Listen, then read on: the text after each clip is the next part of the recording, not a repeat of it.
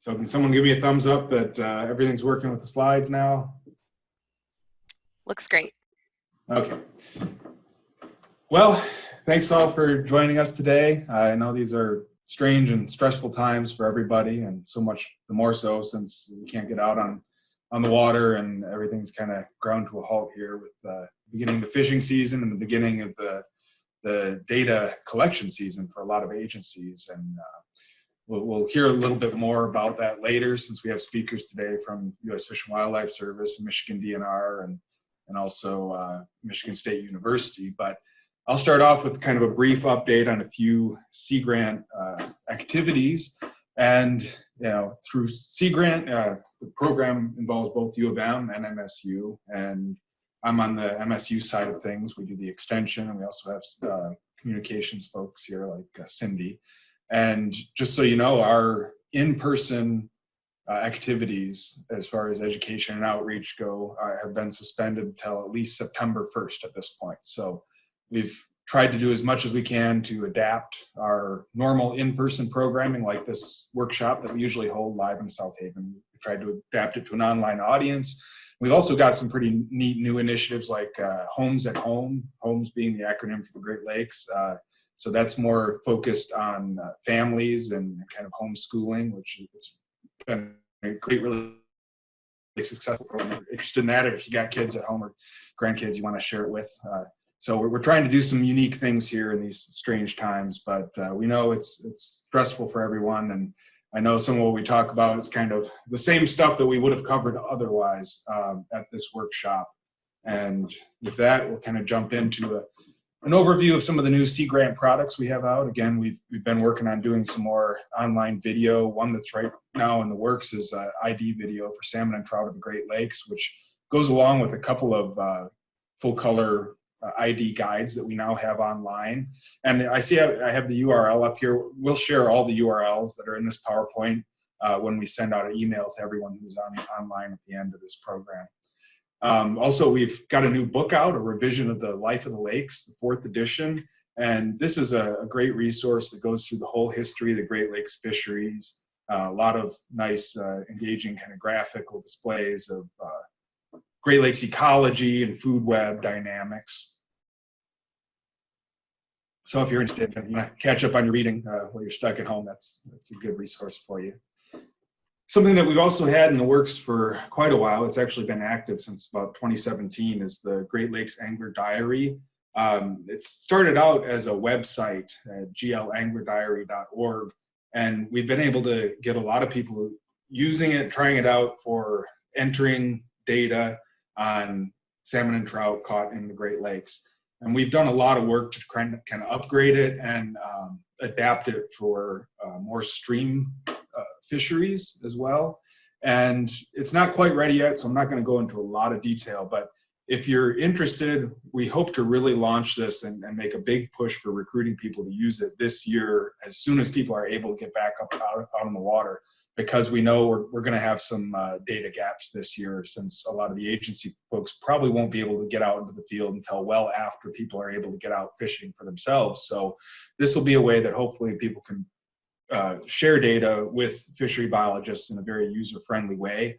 You can do a lot with the web-based version. If you go to that website right now, you can share all kinds of stuff, from the depth of the water where the fish was caught to the bait you're using, and you can even upload images of your fish finder to show where you're seeing bait balls, and our partners at USGS have agreed to analyze all that. Again, that's been online since 2017, but a lot of people have found that it was not the easiest system to navigate, and sometimes it was a little bit difficult to figure out how to enter what you wanted to enter.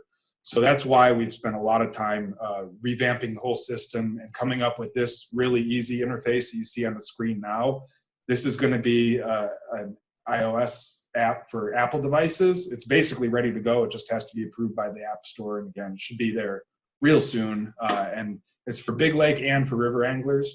We're really hoping to push this for the steelhead fisheries and rivers, since, even before the current crisis, we weren't really getting a lot of creel census data from rivers from DNR or other agencies. And this was a way that anglers who fish a lot of these rivers that don't have real obvious access points where we could do a creel survey and a lot of river miles to cover. It's a way that you can voluntarily record data on stocked and wild steelhead, since now, as Matt will talk about later, the mass marking program is really focusing on steelhead. So we're hoping to put together teams of volunteers, at least 20 people in each one of the watersheds listed here. And right now, at this point, we really would like to connect with you if you're interested in leading a team and really getting people in your area excited about learning about wild and stocked steelhead in your river fishery. Then give us a note at that email address there on the screen. Again, right now, we're really looking to recruit team leaders and get people who are in a position where they can promote this to other people and get people excited about it for the future. So the last thing I want to talk about and kind of spend some more time digging into is a project that Sea Grant has funded. It's one of our integrated assessment projects for the current funding cycle. The project lead is Dr. Kelly Robinson at Michigan State University's Quantitative Fisheries Center. And her co-leads on that are also at MSU, Brian Roth, who will be talking later today, Mike Jones, and Rick Clark. And many of you may remember that Mike Jones led a pretty similar project back in 2012 when the Lake Michigan Committee was considering stocking cuts. And this is a similar kind of process, but it's a new endeavor. Again, a few more collaborators who are here today, Matt Cormus and myself, along with Jory Jonas and EOB, Wisconsin DNR. If you don't remember the last process, it really involved alewife and Chinook salmon, because back in 2012, Chinook salmon was far and away the most abundant predator in Lake Michigan. But we know that the Lake Michigan fishery is maintained in part through stocking of all 5 of these species: the brown trout, the Chinooks, the coho, lake trout, and steelhead. And we're looking at stocking decisions that aim for this sustainable balance. We know that we have a predator cap. We can't put too many predators. There can't be too many mouths to feed out there. And currently, the models that are being used really only account for Chinook salmon and alewife, right? That's the predator-prey ratio, the balance between the predators and the prey. But now we know that if we're just looking at Chinooks, we are not looking at all the species out there. So Lake Michigan Committee's new stocking strategy involves incorporating all of those predator species into the model and engaging stakeholders in the decision-making process. So again, that's the Lake Michigan Committee who makes those decisions, but the goal of this project that is really supporting them, but not directly related so much, is to determine what mix of salmon and trout stocking into Lake Michigan is most likely to achieve the shared objectives of the fishery stakeholders for the lake. So how are we going to do this? Through this structured decision-making process. And this is a similar process, again, to what Mike Jones led back in 2012. The idea is to have a values-based, transparent, and objective process. As it says there, structured decision-making is a formal application of common sense for situations that are just far too complex for the informal use of common sense. So the idea is to get everyone together and in a systematic way engage them in this decision making. And that means that means stakeholders. We want a good representation of different viewpoints, and we want to get some key folks in the room who will help guide this process from day one. So it's a little different than, say, management agencies coming up with stocking decisions and then rolling it out to the public and saying, here it is. Rather, this starts out with asking stakeholders, what do you want out of the fishery? And we hope to kick this off with an initial workshop this fall. Again, things being what they are, it may look very different than we envisioned. We were hoping to have people in a room, people from Wisconsin, Indiana, Illinois, Michigan, all coming together in one location, probably for a weekend. So it would have been a time commitment for sure. We're still hoping to do that, but we're not sure how that will happen, or if it will be online in a format such as this. So once we kind of set those objectives, again, this is being driven by stakeholders saying what you want out of the fishery, what are your objectives? Then the next step is to consider which stocking plans should be evaluated. And again, this is kind of an open slate. It's not saying a priori beforehand, what are we going to do as far as what we stock. Rather, it's saying, what should we consider? Everything's on the table. You tell us what mix of fish you want to evaluate. And then comes the number crunching part of it, where through computer models incorporating new data, we can evaluate how different stocking plans would hit different objectives, like the optimal mix of species in the lake, or catch rates for key species like Chinook salmon, or the amount of forage base out there. Last time around, a key objective was not to crash the alewife population, and that was a real driving factor. So this time it may look different. And finally, when this process wraps up in spring of 2022, we'll again reconvene all the same kind of core stakeholder groups that were involved in the beginning, and they will go over the results of all that modeling to see how all of these different stocking plans shake out in terms of their percent chance of hitting the objectives. So it's very science-based, again, very, very transparent, where everything's on the table and really driven by the values of the people who are involved in the process. And after that wrap up, last time we came up with a preferred option, as you may recall, and people were very supportive in 2020 or 2012 of cutting Chinook salmon pretty heavily at that time. This time we acknowledge that things may be a little bit different. And part of what I'm going to do as part of this process, since I'm not the guy doing all the modeling and figuring out what's what, but I will be helping a bit to get stakeholder input, and if different groups are interested, actually surveying each club or organization to see how your organization's members feel about the different options. Because we know that different organizations may have different preferred options, and we want to acknowledge that. So what's different from 2012? As I mentioned, we want to consider more predator species, but we also have new diet data that Brian will be going into some depth talking about in a second. We also have more lake trout information. This has come out of work that Dr. Rick Clark at MSU has undertaken recently, and he's also gotten a better understanding of the influence of Lake Huron Chinook salmon on Lake Michigan. So we know more about how many fish are moving in now from Lake Huron. We also have updated information on natural reproduction of Chinook salmon and lake trout. Again, Matt Cornice will be talking a little bit about the mass marking program, and that's really resulted in a much better understanding, more comprehensive understanding than we've ever had before. So as a quick example, we're not going to go into much detail with this, but just to hit one of the highlights that I don't think the other speakers tonight will hit. Previously, the old models assumed that the entire Lake Michigan had the same lake trout density, and with a more spatially explicit model and incorporating the areas in light blue there that aren't part of the 1836 treaty waters, the new work from Rick Clark has shown that if you look at the old model, they're in orange.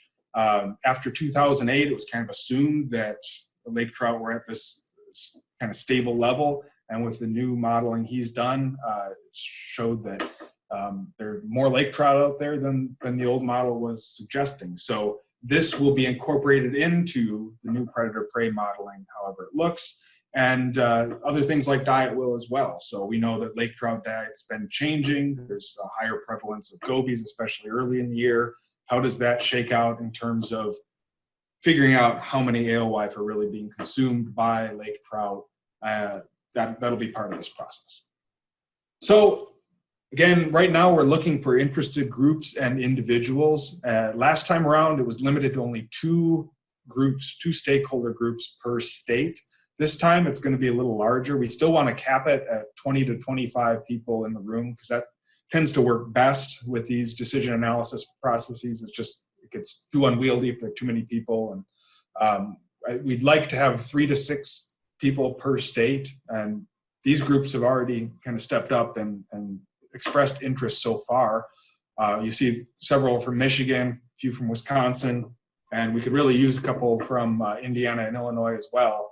So if you're interested, just email me and I can get you more detail and get you on the mailing list for this. And put you in touch with Kelly Robinson as she designs the process as we go forward. So with that, I can take any questions. If I can figure out how, get the Q&A box open here. And who are the stakeholder groups I see? That was the previous list. I can put up there again. And again, I do want to hit the point that the idea here is to bring in as many perspectives as we can. So, you know, I'd like to see more. We're not trying to limit it or handpick any of these groups. The only caveat is if we have too much interest, we might have to cap it just based on the constraints of how many people this process can really work effectively with. So if there are no more questions, There's one more, Dan. can we get a copy of the slides? Looks like it's the other one, right? So yeah, I'd be happy to send them to you if you email them to me. I don't think, we're not going to put the presentation slides up online, but we are going to have them recorded and put up on YouTube as soon as we can get them closed captioned. So that'll probably be a week or two out. But all this information will be up on YouTube too. Oh, here's a question. Will the Lake Michigan Committee follow the stocking plan? And I think I can't answer for them. Obviously, Jay might address that later or might want to know, but that's not really the intent. I mean, we're not dictating anything, right? It's just getting your opinions. So Jay, do you want to add anything on that? I'll just add that through the last structured decision-making process, we did really like it and followed through with the recommendations. So we created our stocking policy based on that. So depending on what the outcome is, I'm certain we'll take a great look at it and possibly implement it. So. Great. I see Gary Smith says add Ludington Charter Boat Association. That's great. If you're willing to show up and come to the meetings, that we need an individual to kind of commit their time to it as well. So we can put you down for sure. Have you included walleye in the predator-prey model, especially since they seem to be doing much better with natural reproduction occurring? So Julia, is that specific to Lake Huron, or is that for Lake Michigan as well? Because we were not considering walleye, but in Lake Michigan, I think it would really be like Bays Denok and Green Bay that would be more important to consider the walleye. And Bob Winchek says, stomach content studies, will Wisconsin be part of the sampling? How can we help? Or is this later? That is later. That feeds right into the next presentation. And I think in the interest of time, I think we're right on target to start with Brian's presentation on the diet study. All right, thanks, Dan. Much appreciated. I'm really happy to be able to speak to you guys tonight. I wish it could be in person, but that's not the way it goes. So this is I'll provide an update for the diet study that we're conducting on Lakes Michigan and Huron.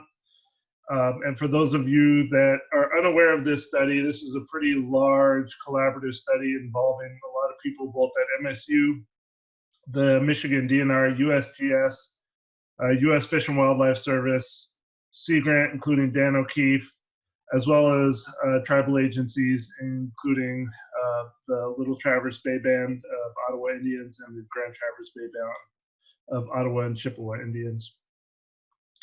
And frankly, even that number of people is not really representative of the number of people that contribute to this study. In particular, there's a number of volunteer anglers and sport fishing groups that contribute to the project in terms of stomachs. Creel agents are a huge aspect of our diet collection efforts. Indiana DNR, we've been working with them much more closely.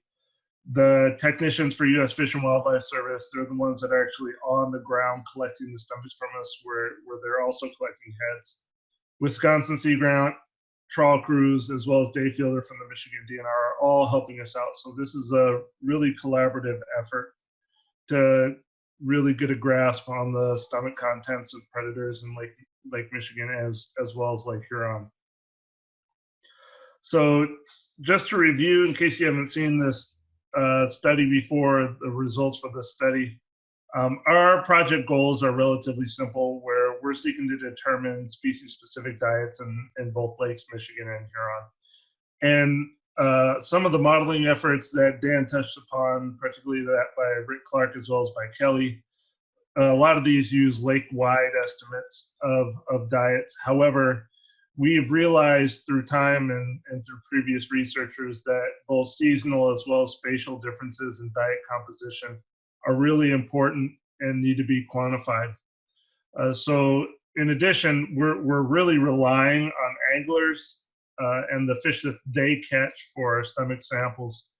However, one of the concerns both by the scientific review panel for the funding agency that we received our funds, as well as from other folks, is that because people are catching fish, anglers are catching fish that may be, more hungry or behaving in a certain way that is different from the average fish, it's really important to quantify whether or not these angler caught fish represent the average fish. And so as part of this project, and one of the most important aspects of it, is that we're going to determine bias in these angler caught diets. And please understand, when I say bias in angler caught diets, I'm not saying that angler caught diets are bad. Rather, that each method, for no matter how you collect diet samples, there's going to be some issues with it. And whether it's survey caught fish, those in gill nets or in trawls, like the fish may be, the gut contents may be more digested in those, so that may be a bias. But we're also doing a third method to compare against, and that's stable isotopes. And stable isotopes, if you're unfamiliar with them, essentially are chemical tracers that allow us to identify the energy sources as well as the energy pathways of predators in addition to their prey. So, of course, I'd like to put up, we've completed every single stomach analysis for 2019. We're all up to date. But unfortunately, all project activities, field activities, as well as laboratory activities have been halted due to the COVID-19 crisis. We haven't had anybody in the lab in well over a month, and no one is going out into the field to collect diets right now. Should project activities resume this summer, we're really going to, of course, concentrate on diet collection as well as finishing up any stomachs that are still in freezers from 2019. We did collect stable isotope samples from both lakes in fall of 2019, but a good number of those samples are still in freezers awaiting processing. That was one of the things that we were really working on heavily when we had to stop working. One of the neatest things about this project, believe it or not, is that all these diets from both Lakes Michigan and Huron are entered into a unified database for which we can basically call up any individual fish that was ever caught and determine what it ate, when it was caught, who caught it, etc. There is still a few kinks. We've been doing the study since 2017, and there are still a few kinks from that 2017 year that we're working out. But more or less, the data is accessible. So we have been sampling a lot of fish. As of 4/15/2020, we've collected, oops, sorry, that was not supposed to happen. Again, let me get my laser pointer here.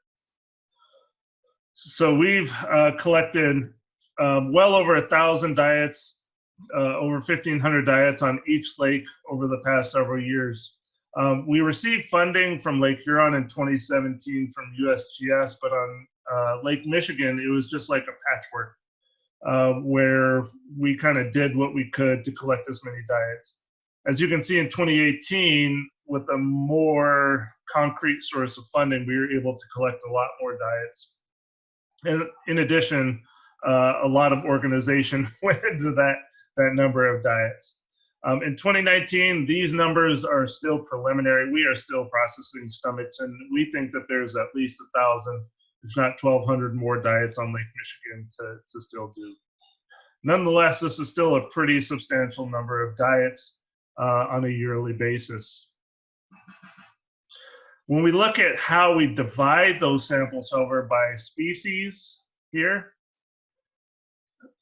across the top, and where those diets were collected, that's what these different letters indicate. And as you can see here on the lake, you can see where those correspond to. So of course, IL is Illinois, IN is Indiana, MM1 is the Bays de Noc, MM2 here. So we're kind of going around in a circle here in this direction, okay? So as you can see, we're not catching many Atlantic salmon. That's not surprising, given that Atlantic salmon aren't really stocked on Lake Michigan, and maybe 1 or 2 sneaks past the straits or from the St. Mary's River into Lake Michigan. Likewise, we're not catching many brown trout throughout much of Lake Michigan. There are a few places where we're getting a few, but when you compare those numbers to, say, Chinook salmon or lake trout, those numbers are relatively little.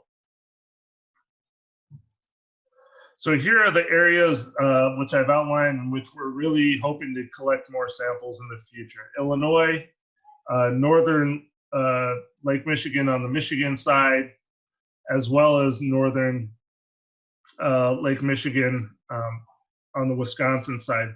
Those are the areas for which we don't have a ton of samples, and we'd really like to get more. It's just difficult to cover all these areas to the level that we'd like to. When we look at Lake Huron, so again, we have these regions, MH1, MH2, MH3, and that corresponds to MH1 is northern Lake Huron on the Michigan side, MH2 going further south. MH4 is Saginaw Bay, and then MH5 and MH6 are southern Lake Huron. Oops, sorry. And as you can see, we kind of have a similar story in some ways in that we're not catching many brown trout. Atlantic salmon are much more abundant on Huron, particularly in the northern regions. Ditto with Chinook salmon. We're seeing a lot of Chinook salmon up towards the north, much fewer as you go south. Lake trout are found pretty much all over, although many fewer are found in Saginaw Bay and MH6 compared to the rest of the lake. Pink salmon are pretty rare except for in MH5, so down here. And steelhead or rainbow trout, again, Saginaw Bay, not catching very many. That's not a shock to most people. And then, of course, the opposite is true of walleye, where we're getting a lot of our samples from Saginaw Bay for walleye. When we look through time, so we're not only catching these fish across space, but we're also sampling them, hopefully in every month is what we would like. However, when we look at where we're missing samples, January, February, March, we don't have any samples over the last 3 years in those months. We have a couple fish, particularly lake trout from October and November in Lake Michigan, none from Lake Huron. Now, I understand a lot of this has to do with when the season's closed, so it's just not going to be possible to catch angler trout, lake trout in Lake Huron in fall and early spring because the season is closed for a good chunk of that period. And we understand that. However, some of these other species, we know that people are fishing for them in some respect, but we're just not receiving samples. And a large part of that is because Creel isn't working, as well as the U.S. Fish and Wildlife Service technicians aren't working. So this is some of those areas, particularly early and late season, when volunteer anglers would really, really come in handy for the project in terms of donating stomachs to the project so that we could really fill out this matrix of samples.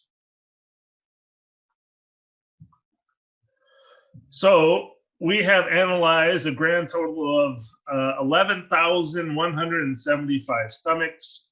All of these are accessible in our database, which is fantastic. It represents a really nice portion of this study that people hopefully will use for many years to come. Of course, there are some gaps in species, space, and time, so certain species are just not caught as often in certain areas. You know, that's just not where people are fishing. I completely understand that. However, some of this is that we need more participation from folks that are fishing during those times and in those locations where they catch those fish. It's really hard for us. And in this picture, you see my graduate student, Jake Sawecki, and my lead technician, Greg Byford. It's really hard for us to go out and collect those stomachs that are far flung. So angler donations would really, really be helpful to fill in those gaps. So let's get into some results.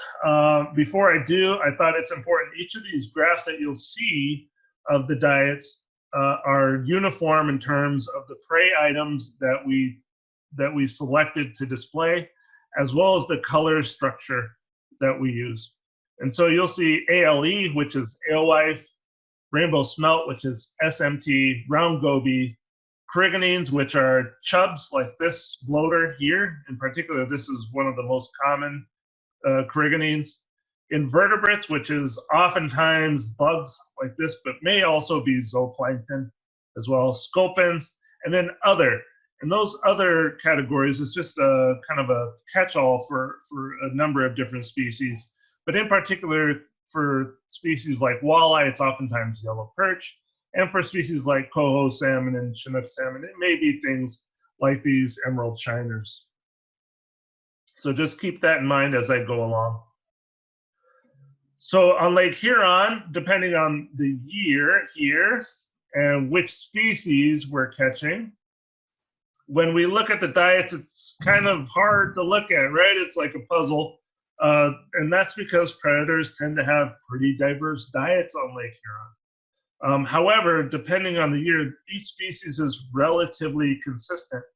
For instance, if we look at Chinook salmon here, independent of the year, they tend to like alewife here in blue. However, they also tend to eat a lot of smelt there in orange as well. Lake trout here tend to like some mix of smelt in orange and gobies. In addition, occasionally they'll eat some random fish, like we found things like brown bullhead and burbot in their guts. They're kind of trash compactors in some ways. Steelhead here tend to really like bugs, so they're invertebrates. This lighter blue here tends to dominate a good chunk of their diets. However, depending on where they are, they will also integrate a good number of fish into their diets. And then walleye over here tend to like gobies for in most years. However, they will incorporate, particularly depending on the year, a lot of yellow perch. So this other over here is predominantly yellow perch. Although in 2019, for whatever reason, we saw one walleye that ate about 12 or 14 baby Chinook salmon. For whatever reason, we don't know why, it just happened to show up like that. On Lake Michigan, the results are much more boring, as you might expect. Everyone likes alewife. Brown trout integrate more gobies, as well as lake trout. So brown trout and lake trout tend to integrate much more gobies compared to the other species. However, Chinook salmon, not surprising, are eating about 99.5% alewife. Steelhead are getting close to there. However, that is seasonally dependent. And when we look at that seasonal diet variation, so here we have the month, and this is data that is combined from 2017 to 2019. And this is for Chinook salmon. We don't actually catch, and we don't have very many samples of Chinook salmon from early spring. So even though it appears as though their diet is more than 50% invertebrates, this represents about 4 fish over the 3 years of our samples. However, one of the things that we do notice is that as we go a little bit later in the summer, we do see the integration of a few more smelt into their diets on Lake Huron. However, on Lake Michigan, it's all alewife all the time. For lake trout, this picture is a little bit different in that they tend to be eating round gobies, particularly in springtime, with maybe a smaller pulse in fall. However, in summer, they tend to switch to more pelagic prey, in particular rainbow smelt, but also a little bit of alewife in addition. We see actually a similar trend on Lake Michigan, where gobies are incorporated particularly heavily in spring, and that decreases towards summer, after which they tend to eat predominantly alewife. For steelhead, bugs are much more important, as we saw earlier, and that is particularly true on Lake Huron.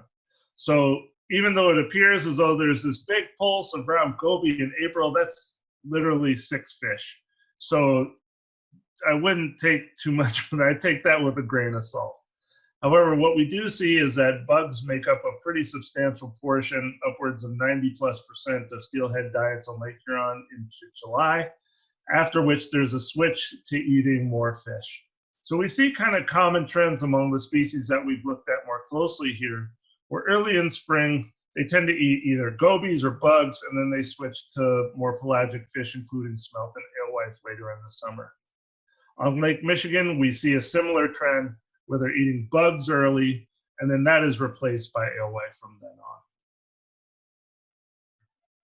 When we look at space, we see kind of a few interesting stories, not on Lake Michigan, of course, because Chinook salmon are eating all alewife pretty much everywhere. However, in Lake Huron, again, we don't have very good sample sizes for this group of statistical districts, so these are the more southern statistical districts.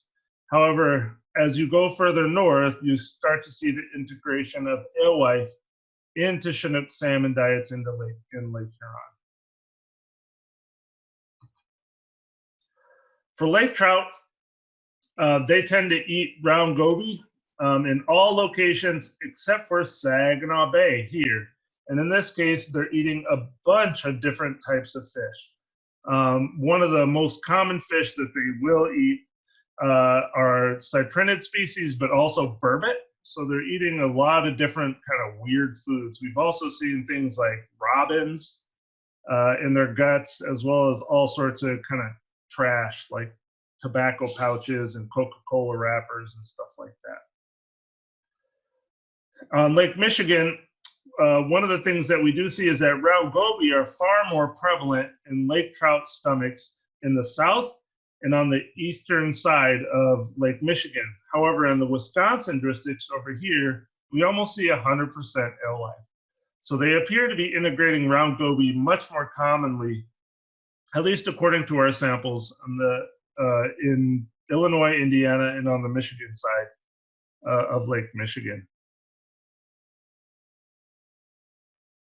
Steelhead, bugs dominate pretty much everywhere. No matter where you are, steelhead are eating bugs. Here in the north, again, they're integrating a little bit more fish, including smelt. However, on Lake Michigan, it's pretty much dominated by some combination of bugs and alewife, not surprisingly. And this is pretty consistent with what other researchers have found. Where we're learning a lot, it seems like, is in what types and what sizes of prey are being consumed by these predators. So in this graph, I have the proportion of our samples, and here on the x-axis, I have the length of those alewife that were consumed by predators. And so what this represents is exactly what size, or what the kind of average size distribution of alewife consumed by several different predators. And in this case, the blue dot is Chinook salmon, the red dot is coho salmon, green is lake trout, and purple is steelhead. And in 2017, as you can see, there's a peak here somewhere around 120 millimeters, which indicates, and then it declines afterwards, which indicates that pretty much all these species are feeding on similar sizes of alewife. When we go to 2018, again, we see that all these species are feeding on relatively similar sizes of alewife, except for, I don't know if you noticed, here I'll go back. That curve has shifted to the right. It's gotten a little bit larger. And then when we look at 2019 data, again, we see that they're all kind of eating the same size alewife, and it has shifted to the right. Again, so when we look at that, all combined, since all these species are eating relatively similar sized alewife, let's lump them all together and see what that size distribution looks like. In 2017, the peak is here around 110, 105 millimeters. In 2018, it's slightly broader, but it's shifted to the right. And in 2019, it's shifted to the right. So the size of alewife being consumed by these predators appears to be getting bigger on Lake Michigan. What's somewhat concerning, at least to me, is that this peak is not broadening. It's not getting broader, which indicates that they are feeding on kind of a single or a few age classes of alewife, not very many. So alewife, of course, are still very, very important for predators on Lake Michigan. There are signs that some predators, in particular lake trout, are diversifying their diet in some locations and times. However, alewife are significantly less important in Lake Huron, except perhaps in the very north part of the lake. We do know that lake trout are eating a lot of gobies on both lakes, and this is particularly true in spring and early summer on both lakes. And we see that our sampling design, where we're trying to catch a broad array of samples across both space and time, tends to be effective because it allows us to highlight some of both those seasonal trends as well as spatial trends in predator diets. Certainly, alewife sizes consumed by predators in Lake Michigan appears to be increasing. And although we don't know the true implications of that, it appears as though they're consuming a relatively narrow size range of that prey species. So in terms of the next steps for this study, it's all question marks because we are really kind of in a holding pattern due to the COVID-19 crisis. We're not able to go to work. I'm at my house right now, even though it appears as it's a nice spring day on MSU's campus behind me. And we currently have no way to collect stomachs. And that's just the way that it works. However, once we're able to get back on the water, we really need your help for the folks that are listening in to this presentation. It's going to take us some time to kind of ramp up our sampling after we're able to travel again and resume some of our research activities. And really, we lack adequate samples in a number of areas and seasons. And so if you fish on Lake Michigan or Lake Huron, please, please, pretty please, donate stomachs. We are really happy to provide supplies that you might need, as well as any training. And if you want in-person hands-on training on your boat, I'd be happy to provide that. As you can see here, I'm a pretty avid angler. Otherwise, we can just talk to you.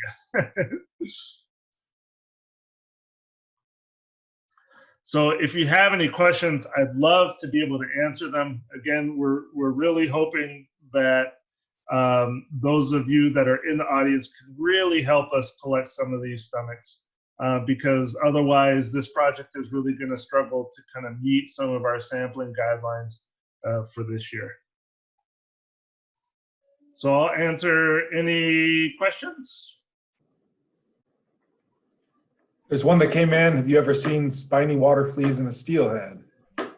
Yeah, sure. So we've seen spiny water fleas in many species. In fact, we see them pretty regularly in Chinook salmon diets on Lake Huron.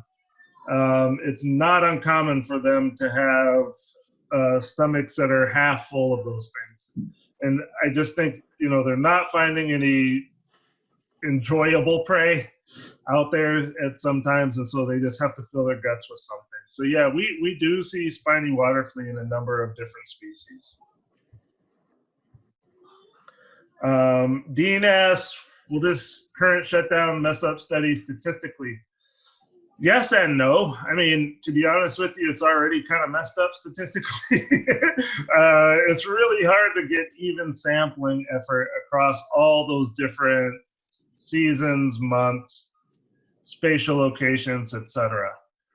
However, there are techniques statistically that we can use that allow us to still gain a lot of learning from that material. And it has to do with kind of merging all the different diet items into a single number and then determining where that number is, say, in southern Lake Michigan relative to northern. And that's what we tend to do.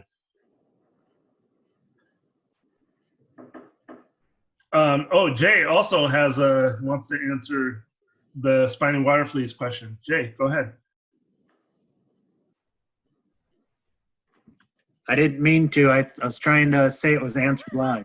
Okay, no problem. No problem. Mark wants to know, can we get bags for stomach samples? 100%, absolutely. We'll send you bags as well as tags. We'd be happy to do that. We actually have a Facebook page. I don't know if any of you guys have seen it, but it's called like the Huron Michigan Predator Diet Study. And if you reach out to us through that Facebook page or through my email, you can email me, no problem. We're happy to get your address and send you whatever you need. Absolutely. Bob wants to know, on the Wisconsin side, we have numerous tournaments. They collect measurements and fin data, but no stomach data. Yes, Bob, if you want to help, please. You can, in fact, invite me over, and I will help collect some of those diets for you. Yeah, actually, I have a lot of family in Wisconsin, so I'm happy to help out. Yes, I will reach out and connect with Dan to get your contact information. I'd be happy to do that. Any way that you guys can help, if you're willing to, we will follow up on 100%. Let's see. Tim wants to know, discovered as bait, what are the Cisco's main predator? Yeah, so we did find a few. Both Cisco as well as bloater, but not super common. And I've had some debates with a number of people about why that is, because bloater in particular are actually very, very abundant. I think they're the most abundant prey on both lakes right now. Yeah, we don't find them very often in stomachs. And we just don't know necessarily why that is, if they're engaging in behavior that makes them less susceptible to predation. So for instance, we know that bloater in many lakes undergo what's called diel vertical migration. So they come up in the water column in the dark of night, feed on zooplankton, and then during the day, they go back down to where it's dark. And that is an anti-predator behavior. And so they may be doing that.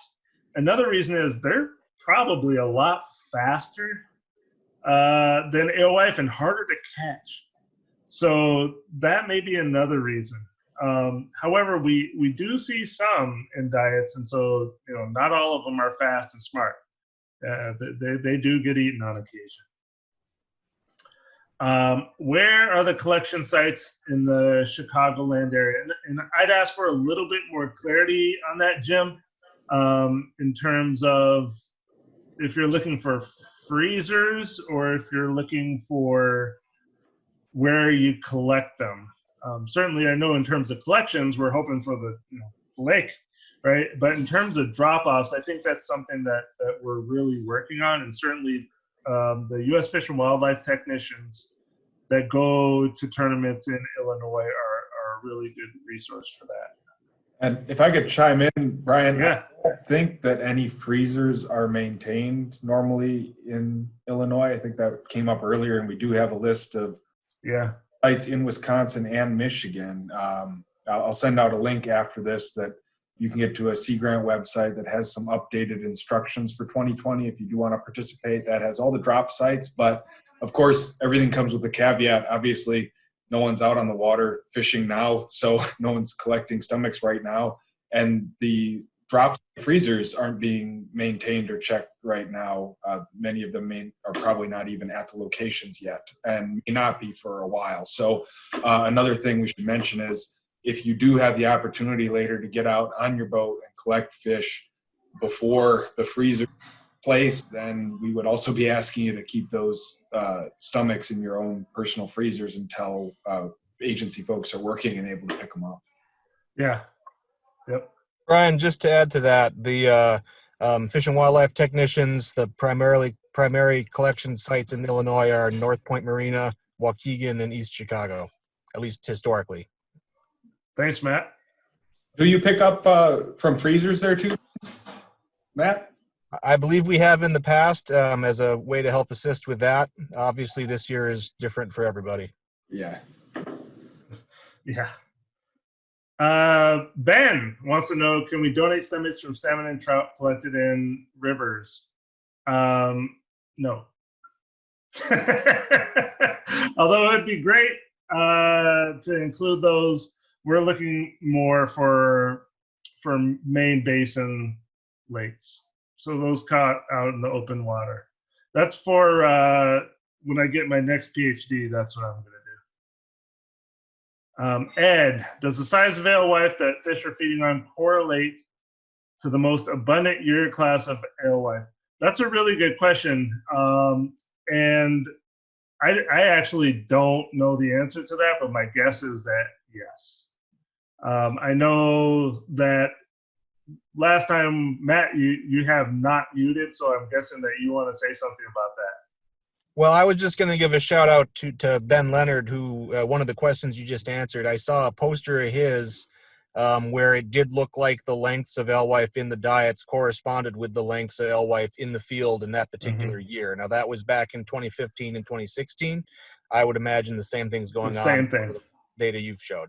Yep. Yeah. In fact, Dave Warner and I, who is a fisheries scientist that maybe you've seen his talk, we're looking to collaborate to determine not only whether those sizes match, but also whether the ages correspond as well.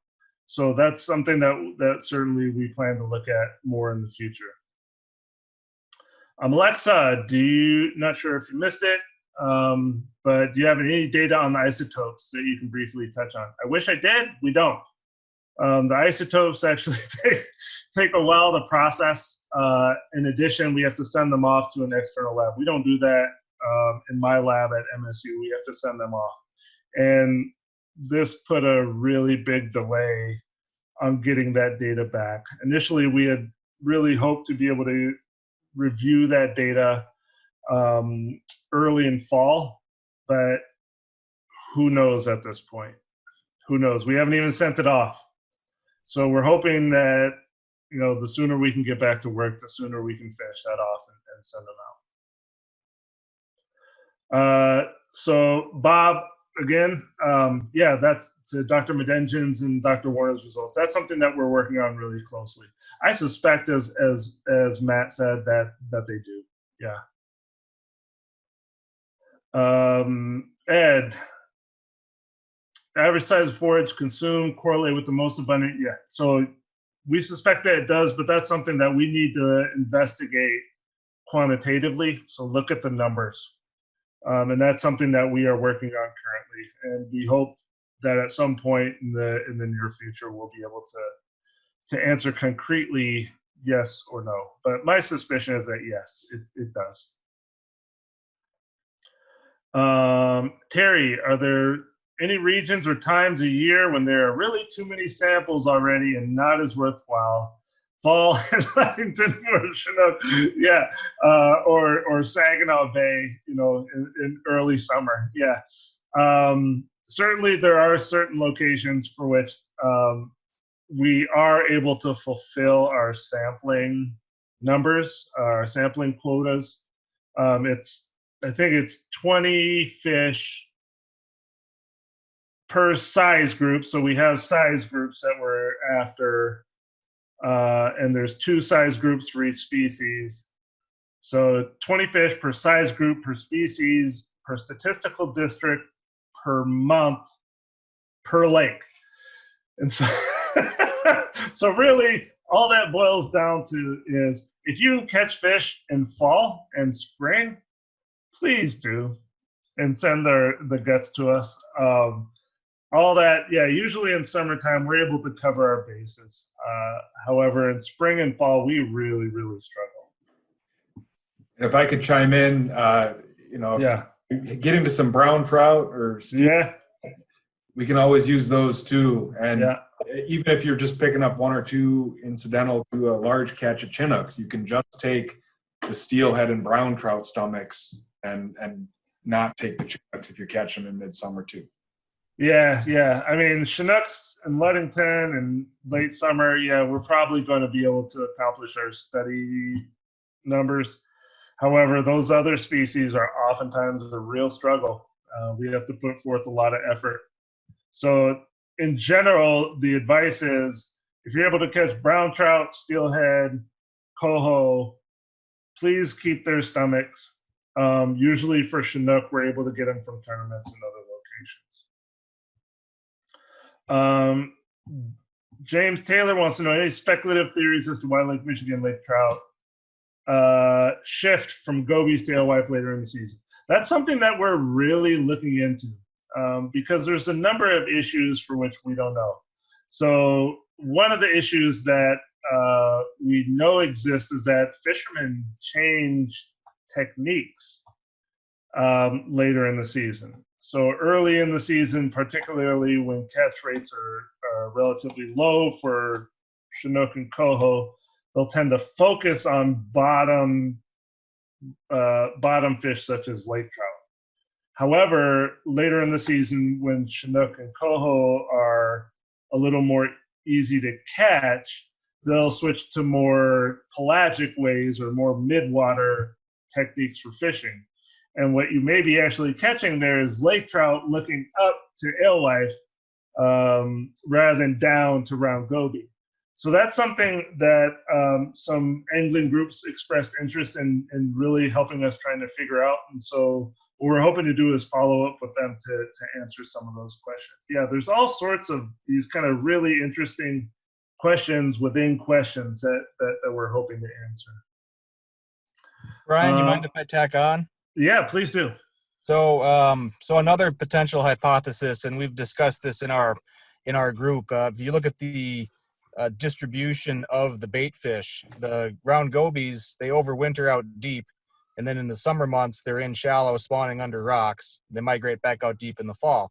The alewife come in shallow and spawn in the spring. They migrate back out in the summer to deeper water. So it could be potentially you're looking at what bait fish are around in the areas where the predators are.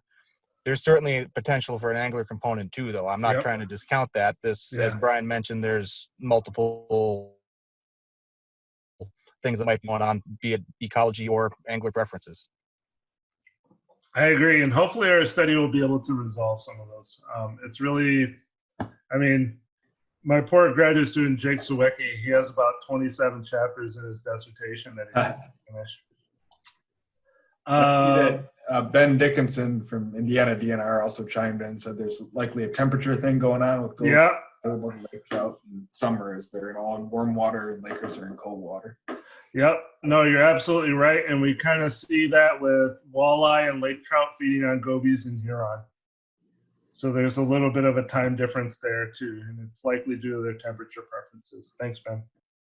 All right. Also analyzing stomachs taken from Lake Superior. I am not a portion of that, but there are people that are doing that. So Sean Sitar from Michigan DNR, as well as his colleagues from Michigan Tech. I know that they are doing that. So they have their own Lake Superior diet study that they are looking at the predators in Lake Superior. Well, you think that I need more stomachs to look at? Got a few already.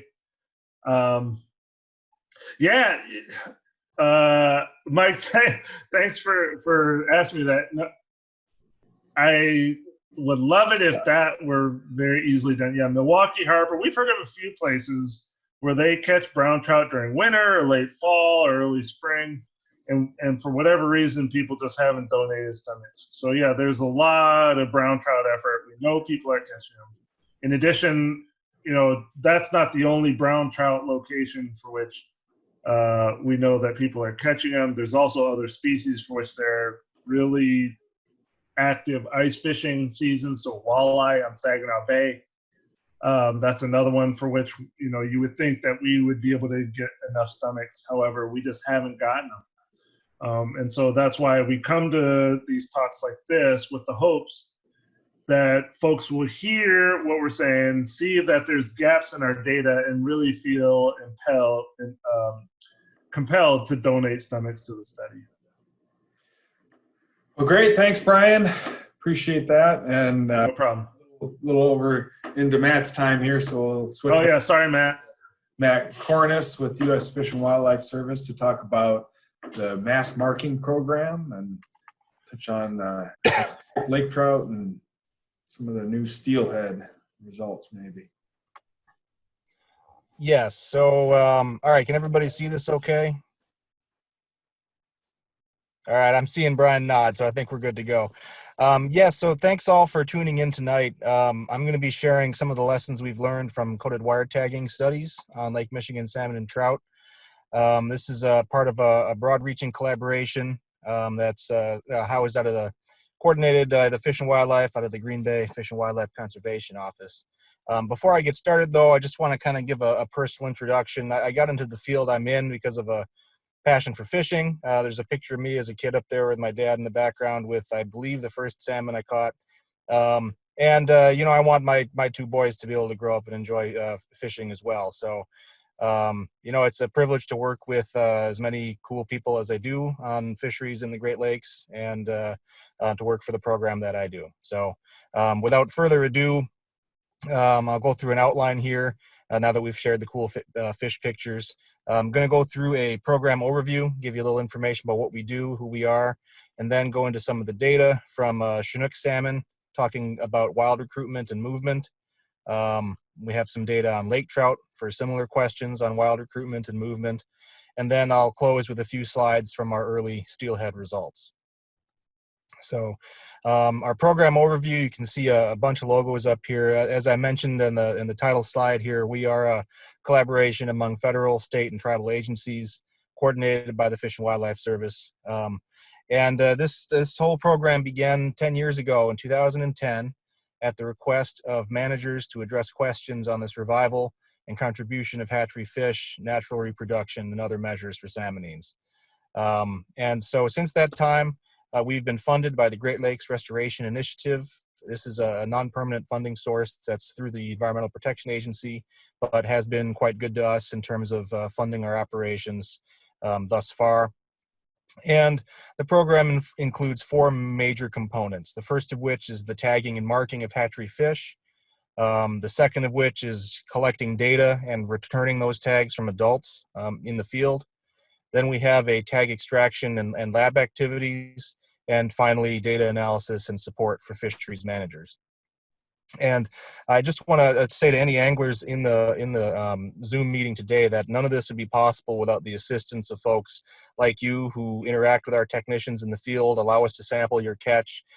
Thanks to your support, we have 8 years of data, includes over 125,000 records of fish from open water anglers. So that's quite a lot of data, and has really allowed us to dig into some of the questions that we've been able to look at to assist with management within the Great Lakes.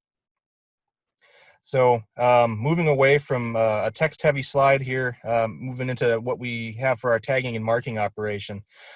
These tagging and marking is centered on our automated tagging trailers. You can see a picture of that down here. And this technology is really the cornerstone of our ability to get at the questions that we can get at. So the hatchery fish that we work with, they receive an adipose fin clip and or coated wire tag using this system, and it's capable of marking 7,000 to 10,000 fish every hour, which is about 2 to 3 fish every second. With that technology, we actually are able to give a mark to every Chinook salmon and every lake trout and every steelhead that are released in Lakes Michigan and Huron within the time frame that we have been doing this for those species. So the tags, the reason why we would tag is that they provide data Each tag is a small, a fraction of an inch piece of wire that is etched with a 6-digit code. And we'll see a picture of that in one of these follow-up slides. That code is associated with a particular group of fish that share a stocking location, share a year class, which is another way of saying birth year, and they share the same genetic strain. So that gives us a lot of information based on that tag. You combine that with the fin clip, which allows us to distinguish a hatchery from a wild fish, and that basically allows us to answer a whole bunch of questions about the fisheries for these species. So all the lake trout in Lakes Michigan and Huron have received a tag since 2010. All Chinook salmon have been marked with at least a fin clip, and many with a tag since 2011, and the same for steelhead since 2017. I should just say that the reason why we have these staggered by year is because of the cost. We can't do every species every year, so with collaboration with the states and tribal agencies, prioritizing tagging of these species during these timeframes to answer management questions. So this here is a figure showing the time series of our tagging and marking. You're looking at a y-axis with the number of fish processed in millions, and then each color is a different species. And you can see the three main ones here are lake trout in green, Chinook salmon in blue, and steelhead in pink. And so all combined, we're looking at going between 8 and 10 million fish every year, I would say during a normal field year. Obviously, the situation with coronavirus has affected that, and we are not presently out doing our spring tagging operations. We're still holding out some hope that we can maintain a normal fall season, but that's going to be a wait and see approach this year.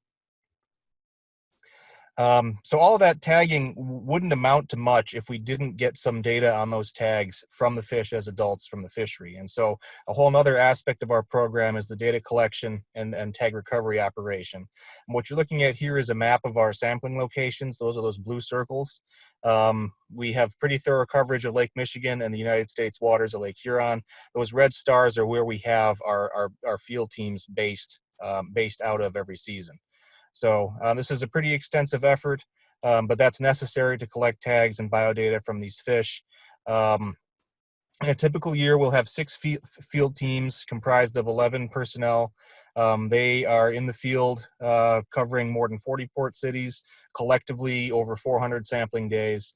And the seasonal cost for those folks is about $250,000.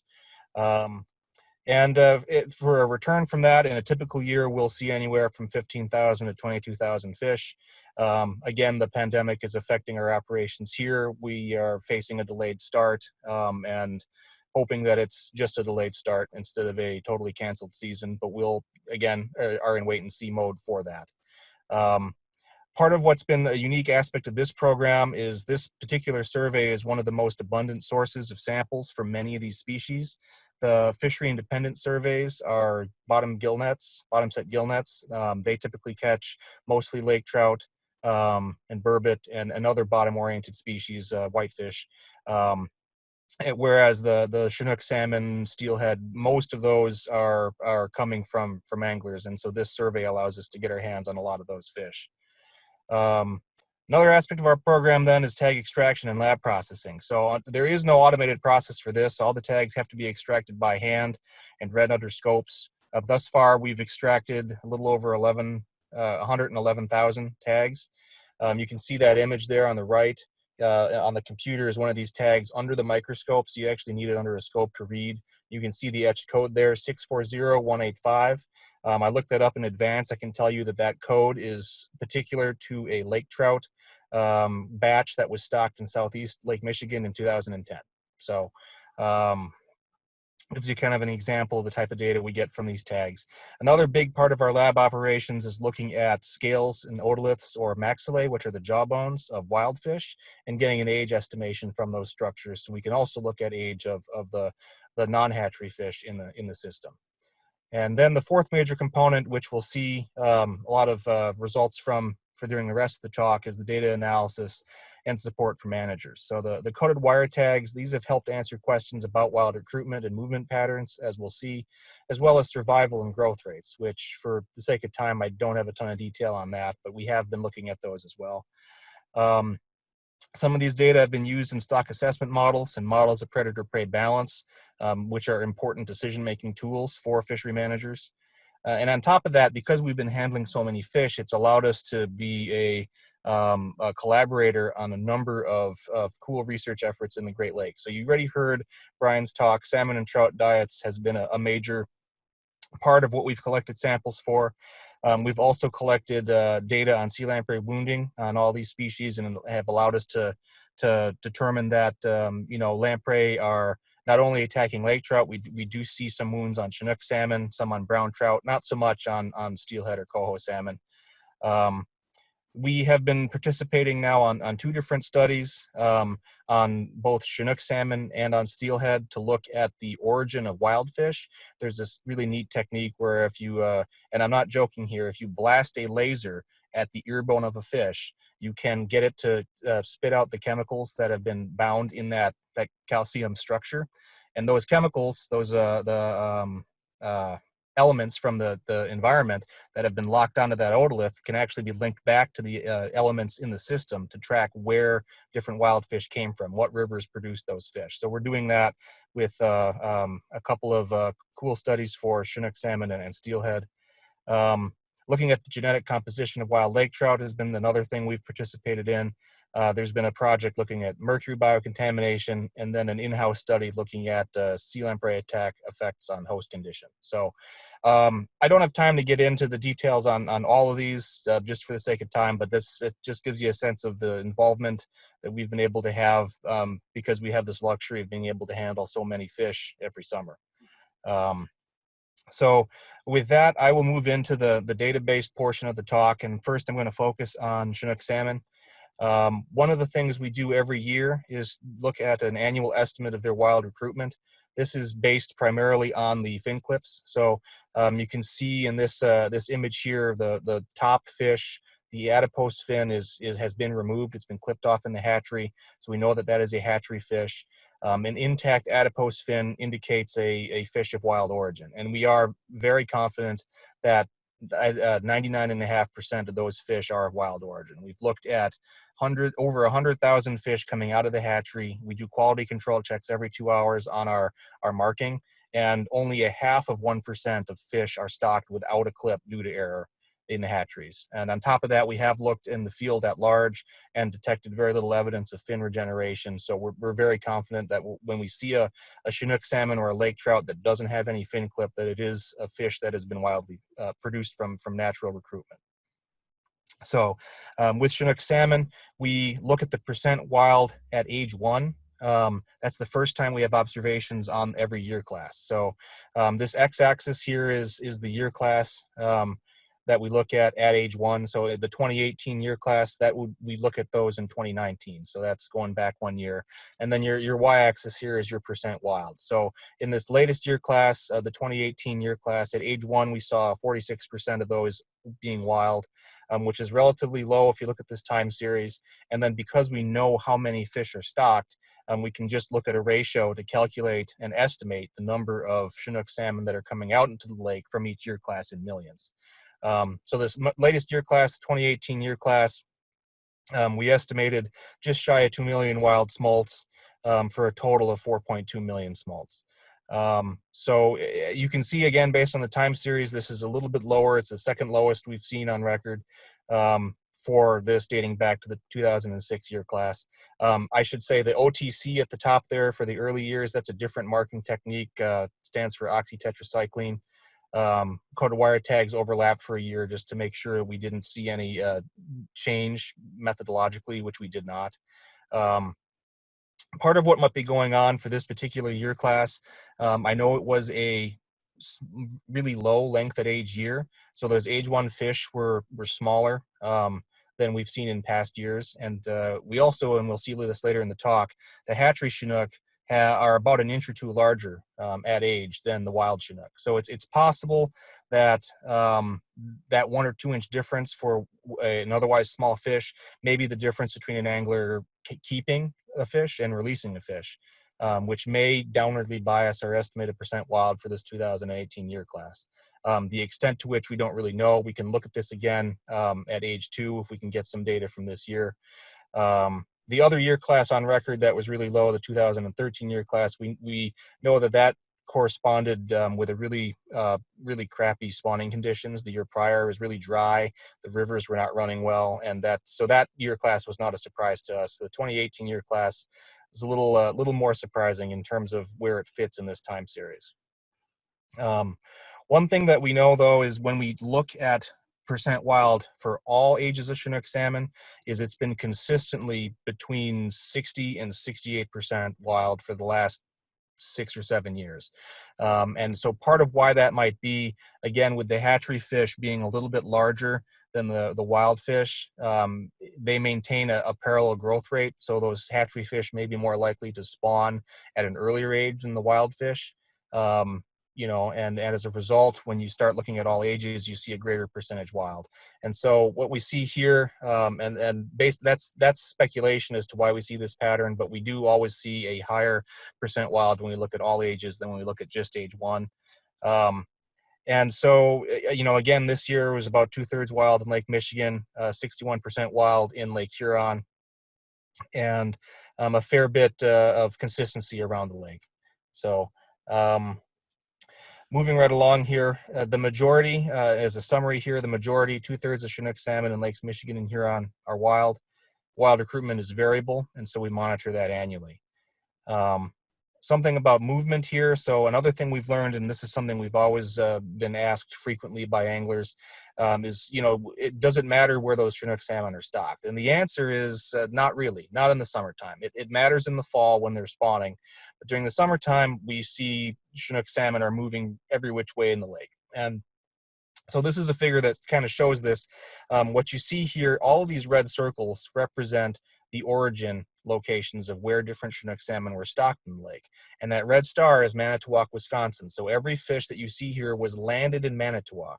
And you can see that those fish came from as far away as Lake Huron, as far south as Indiana, some from Green Bay, some from the Michigan shore. Yes, we see these larger red circles on the Wisconsin shoreline. But that's actually not a pattern that's just for Wisconsin. If we look at the other side of the lake here in Frankfort, we see a similar pattern. So now this map is showing fish landed in Frankfort, Michigan. Again, we see a very wide spread. Those red circles are everywhere. So the fish that are landed in Frankfort are coming from everywhere. But those Wisconsin circles are still a little bit larger. And that's part of that is we actually have found a higher survival rate, a higher return rate, whatever you want to call it, of Chinook salmon stocked in these regions in the Wisconsin waters, for whatever reason that might be. So, but as I mentioned, where a fish is stocked does matter in the fall. So here's an example from Wisconsin waters. We took a look at this for the district that includes Racine and Kenosha. So that's just south of Milwaukee, just north of Chicago. And what you're looking at here, this y-axis is just a percentage of recoveries within that area.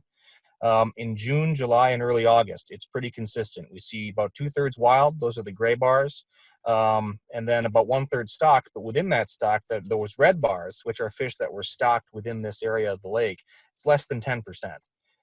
Really doesn't really matter until we get to late August. Then we start seeing a transition period. That red bar is now creeped up, and by the time we get to September, we're looking at 80% of the catch being fish that were stocked in that area. So Chinook salmon do have a natal homing behavior in the Pacific Ocean where they're native, and that it has carried over here to Lake Michigan. Even though these are hatchery fish, they do appear to imprint to their stocking location and do return in the fall. So just an average from Wisconsin waters. We've kind of looked at this as a feeding season where through early August, the fish are probably moving around in search of food. And then once we hit September, they're driven by spawning. They're going back to where they were stocked with a transition period in late August. And what's really cool is it doesn't appear that this is only the hatchery fish. And we see this for the wild fish as well. And so it's been speculated that the bulk of the wild fish are coming out of Michigan waters. And here is a figure that really shows some support to this. Again, if we look at this feeding season, what you're looking at here on these two bars are the percentage of fish captured that were wild in Michigan waters, that's the orange, and in Wisconsin waters, which are gray. And you can see from June through early August, it's about 2/3 in both states. But once we get into fall, we see that the percent wild in Michigan is going high higher than 90%, whereas it's plummeting in Wisconsin. That's really consistent with natal homing if Michigan streams are really producing the vast majority of those wild Chinook salmon. And this is something we should be able to get more detail on with this natal origin microchemistry study that will hopefully be able to get us down to regions of Michigan.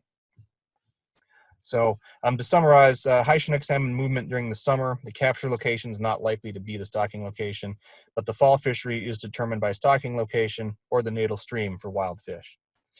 And then the last bit I have here on Chinook salmon looks at growth. So Chinook salmon growth, here is a figure looking at the total length in inches by age. And each one of these different colored lines is a different stocking location in the lake. And when you look at this figure, you're probably saying, well, Matt, I don't really see much difference here. And that is, in fact, the point. We don't really see much of a difference in the growth rate of Chinook salmon regardless of where they were stocked.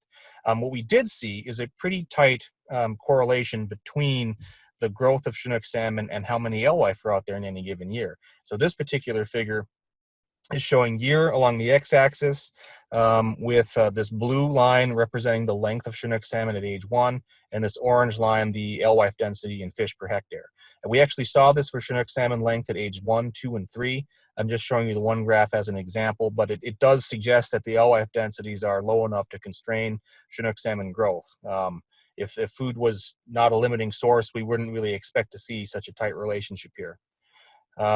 And then finally, here's a figure which I just, for sake of example, pulled out the 2013 year class. We've seen this for multiple year classes now, where the total length in inches on the y-axis versus age is higher for those stocked fish in red than for the wild fish in blue. Those growth rate trajectories are parallel, but they do seem, those stocked fish do seem to maintain that hatchery advantage in terms of size from throughout their life. So growth is consistent for fish in different areas, but Chinook salmon growth is tightly linked with alewife abundance, and the stocked Chinook salmon appear to have a slightly greater length at age throughout their life. So next I want to spend a little bit of time talking about lake trout, and I am aware of the time, but I think we'll get through this in the next couple about 5-10 minutes here.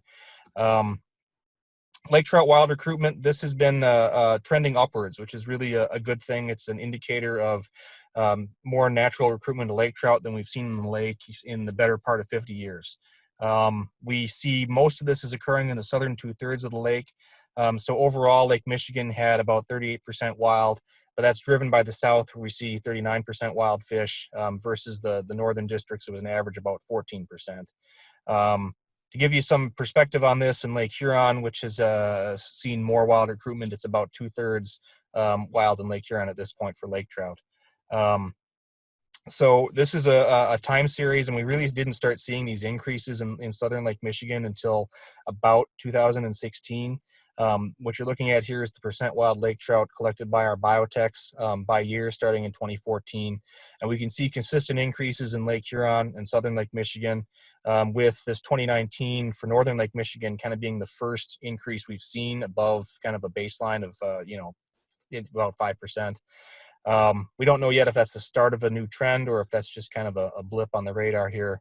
And I want to point out that this is not just because we see a reduction in stocked lake trout. We have seen stocking reductions in several states, but we actually are seeing an increase in the catch per unit effort of lake trout that are wild. So that does suggest that there are more wild fish coming into the lake as well. And that's what this figure is showing. This is the number of wild lake trout our techs will see per sampling day.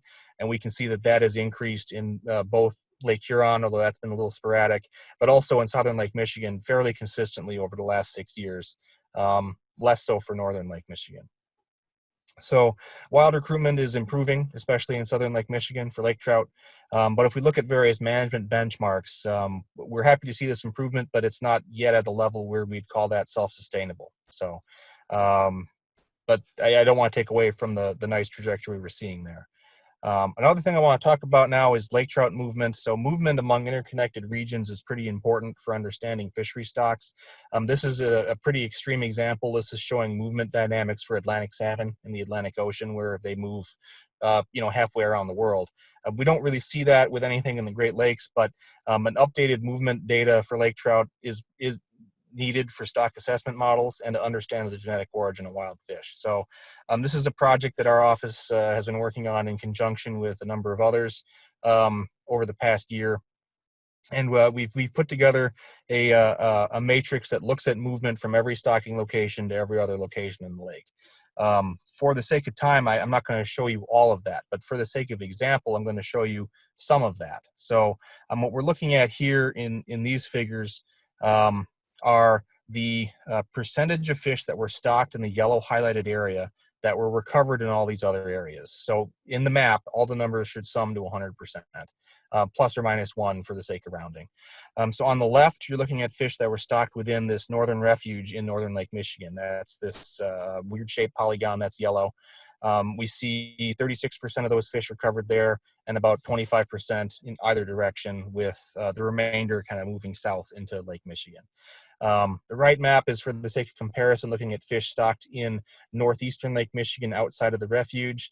Again, most of those are being collected in northeast, but 72% are actually staying in that nearshore waters. And this is representing kind of a general pattern we've seen, is that the offshore stocking locations, we see more movement to either shoreline and actually more movement in general, whereas the nearshore stocking locations tend to be more localized in their importance. So another example of that, here we're looking at fish stocked in MM6 on the left. That's the area around Ludington. And then MM7 and 8 on the right. These are the area that includes South Haven, Saugatuck, Muskegon, New Buffalo, St. Joseph. And what we're seeing here, these lake trout are by and large being stocked near shore and harvested near shore, with some movement southward, but you're not seeing these fish move a whole heck of a lot. By contrast, the other major offshore location is the Southern Refuge. And yeah, we see about half those fish are being recovered out there on the refuge, but the other half is pretty widely dispersed throughout the southern 2/3 of the lake. And this actually was affected by genetic strains. So out on the Southern Refuge, there is a strain called a Klondike strain from Lake Superior that is actually a humper morphotype of lake trout. So lake trout have these different ecomorphotypes, and the humpers tend to live on humps or reefs, and they are slower growing, and they are speculated to not move a whole heck of a lot. And we actually look at the data from the fishery independent surveys, we found that about 97% of the Klondikes that we recovered were recovered in the Southern Refuge. So anglers don't see those a whole heck of a lot. The other genetic strain that's stocked out there is a Seneca Lake strain. That's from the Seneca Lake, which is one of the Finger Lakes in upstate New York. And those, only about 30% were recovered on the Southern Refuge. So those actually are the ones that are moving out and supporting the recreational fishery. And the other big take home from this movement is that these offshore locations really were supporting fisheries. I'll get to that in the next slide. This is kind of summarizing lake trout dispersal. We looked at the 3 sites where we saw the most distance: Northern Refuge in purple, Southern Refuge in blue, and Illinois in yellow. Illinois also has an offshore stocking reef, Julian's Reef. And just to kind of sum this up for you, this red line here is at 100 kilometers. That's about 62 miles. And if you look at where that intersects these lines for each of these, we see that between 72 and 82% of the lake trout stocked at these 3 locations were recovered within 62 miles of where they were stocked, which is a much less movement than what we observed for Chinook salmon. So this point I was making about offshore locations. So here we're looking at now the percentage of fish within each district that originated from the Northern Refuge on the left and the Southern Refuge on the right. So in this case, the percentages sum to 100 within each of these units, not across the map as a whole. And all of these red numbers are where we saw a relatively high percentage number. So it's kind of emphasizing that between these 2 offshore locations, we're really seeing a pretty large support for the sport fishery. Another way of looking at that is this origin of lake trout by recovery location. First, we're looking at Wisconsin waters. Those blue bars are the Northern Refuge, and in northern Wisconsin waters, WM3 and 4, we see a lot of fish from the Northern Refuge.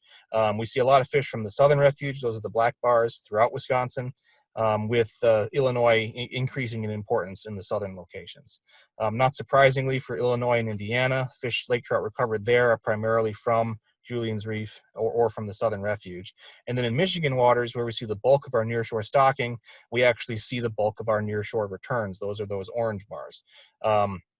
Some notable exceptions to this, if you look at way north in Michigan, MM2 near the area of Manistee, that's mostly northern refuge fish. And then MM7 and 8, it's about a 50-50 split between those nearshore stocking events and then the fish that are stocked out on the southern refuge and in Julian's Reef. So just to summarize lake trout movement here, the lake trout that are stocked offshore appear to be important to the sport fishery in many areas. Lake trout stocked near shore are more localized in their importance, and the refuges appear to be acting as a source population, these offshore refuges. Now finally, I'm going to close with just a few slides on steelhead. And these are very early results. So we started taking steelhead in 2017.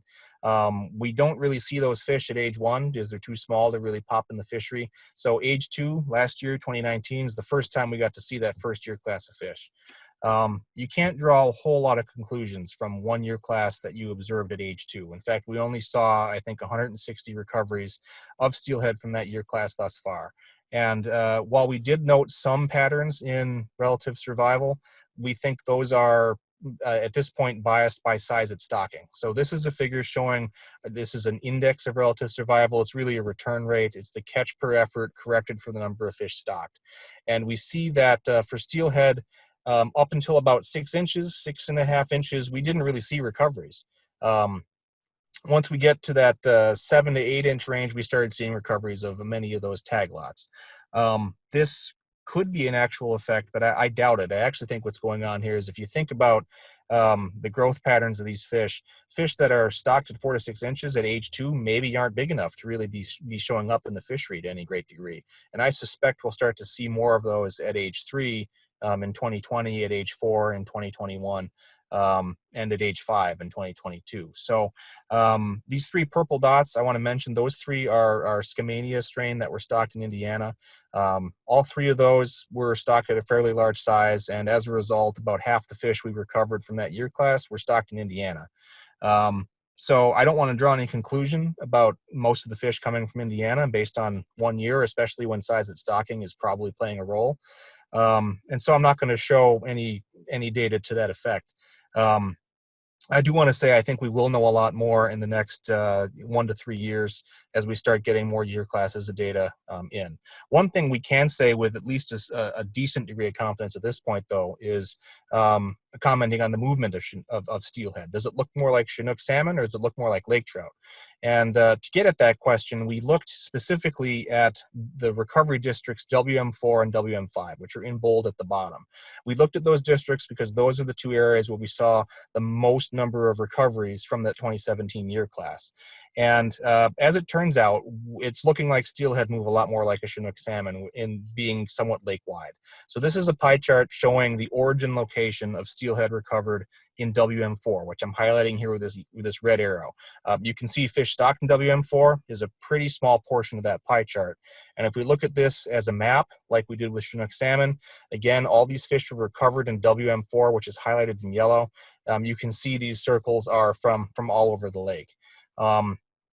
Looking at steelhead recovered in WM5, again, that's a pretty small red arrow and a pretty wide range of recoveries. So we can say, at least with a modest degree of confidence, that steelhead appear to be moving more like Chinook, where their population is mixed in the summer. Stocking location does not appear to affect recovery location, except probably during spawning.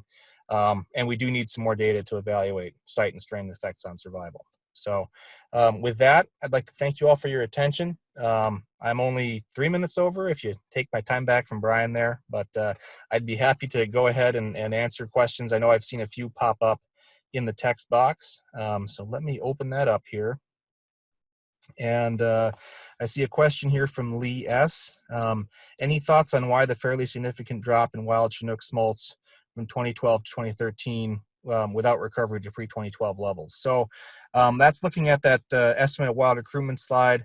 I know the 2013 year class, as I mentioned, in the northern half of Lake Michigan, it was one of the worst spawning conditions ever. I know at the Strawberry Creek weir in Wisconsin, they had really low water levels. They had one of their worst years on record in terms of the number of returning fish.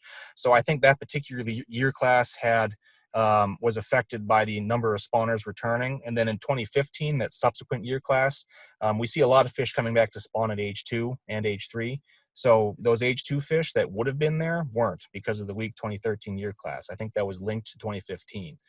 If you actually look at the year classes from 2014, 2016 and 2017, we were actually starting to approach that baseline average from the prior years. We had really strong year classes in 2010 and 2012, but 2006, 7, 8, and 9, and 2011 were fairly close to what we saw in 2014, 16, and 17. So I guess that's what I would say about my thoughts on that. Moving on down to the next question here, I see a question from Omax 1337. Do salmon from Lake Michigan go to Lake Huron? So the short answer there is no. We have seen that happen very rarely. What we do see is a lot of the Chinook salmon stocked in Lake Huron coming into Lake Michigan. And in fact, we've seen a rather large percentage of that, over 90% in most years except for the last 2 years, where it's been closer to 70 or 80% for those age 2 and 3 fish, and still over 90 for the age 1 fish. That has to do, I think, with the difference in the forage availability in the two lakes. Either we're seeing a lot of movement for those fish, or maybe we are only seeing those fish that move surviving as a result of the availability of alewife in Lake Michigan still. Let's see here. Another question here from Matt. Any thoughts about why lake trout wild recruitment is highest in the north in Lake Huron, but lowest in the north in Lake Michigan? So that's a very good question.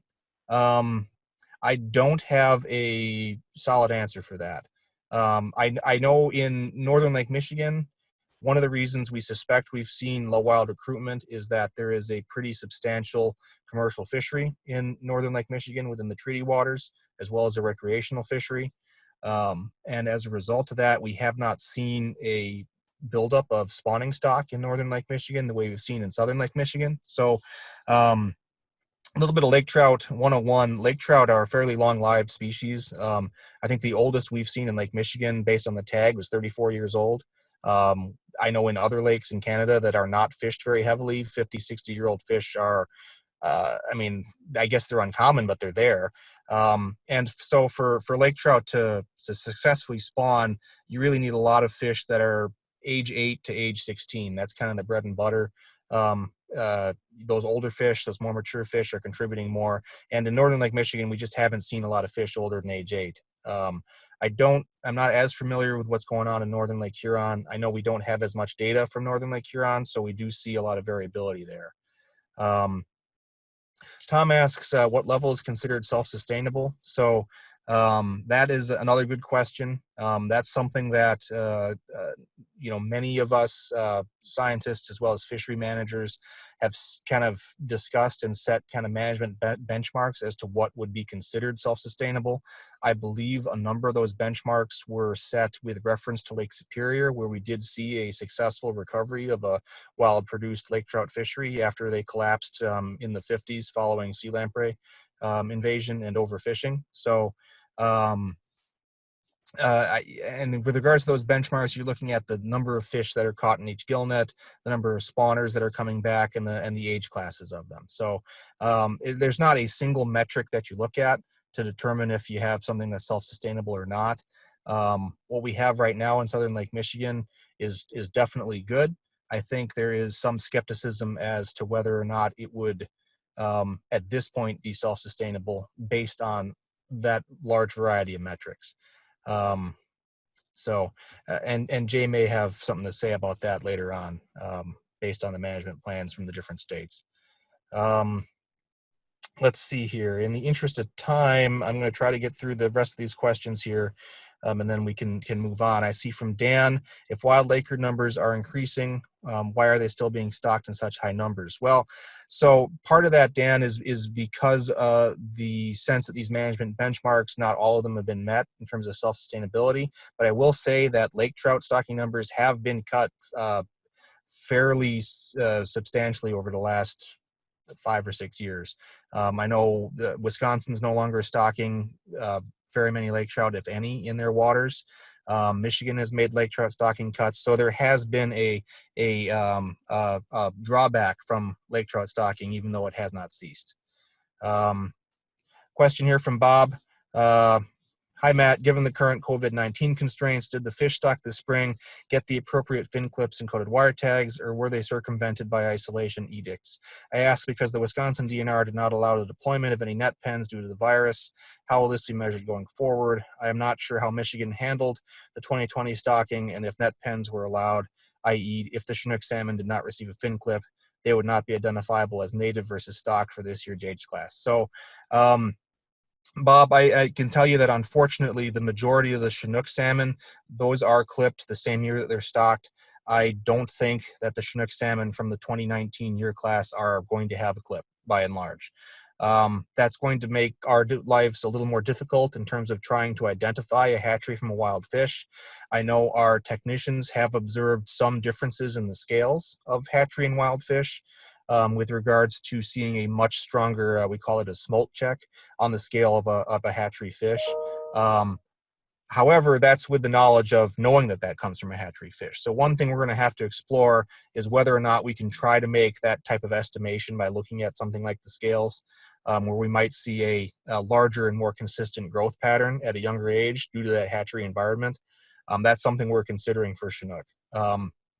I know the lake trout and steelhead, the majority of those are stocked in the fall. So at this point, the 2019 year class is still kind of wait and see whether those will receive a mark.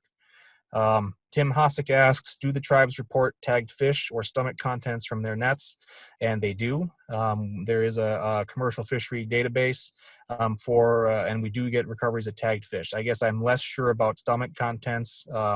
I do believe there's been contribution to studies like the one Brian is running.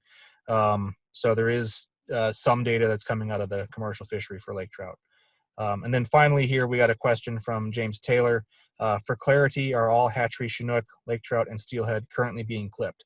So I guess just to reiterate, they have all been clipped through this year. This spring, due to the pandemic, we were not able to get out to the state hatcheries. Thus far, that's only affected the 2019 year class of Chinook salmon.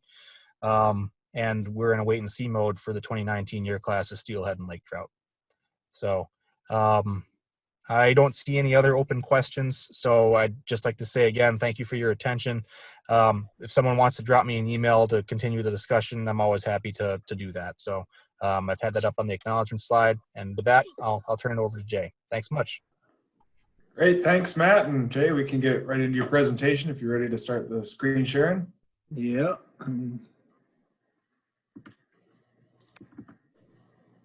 Are you seeing that at your end, Dan? Yep. Okay. I think we're good to go then. So thanks everybody. This is unusual times. I'd much rather be in South Haven at the Moose Lodge, but here we are doing a Zoom meeting. So I'm going to jump right into my program here. What I want to go over is some of the changes we've had to do because of the virus. Give a status of the fishery. And then I've got some updated catch and effort data. I've got some updated prey assessment results, as well as the stocking plans for Michigan and the other states, and quickly go over some regulation changes. So given the time, we'll roll through it pretty quick. So with the COVID-19 and stay-at-home orders, we were unable, this is Michigan DNR, unable to do walleye or muskie egg takes. We were not able to do steelhead egg takes either. We basically lifted the grates in late March and allowed those fish to go upstream. We take eggs from the Little Manistee River, and that's pretty much a completely wild brood stock. So the good news is we'll have hopefully a good year class of wild fish coming out of there, which will help future brood stocks. But unfortunately, we don't have fish or eggs in our system right now.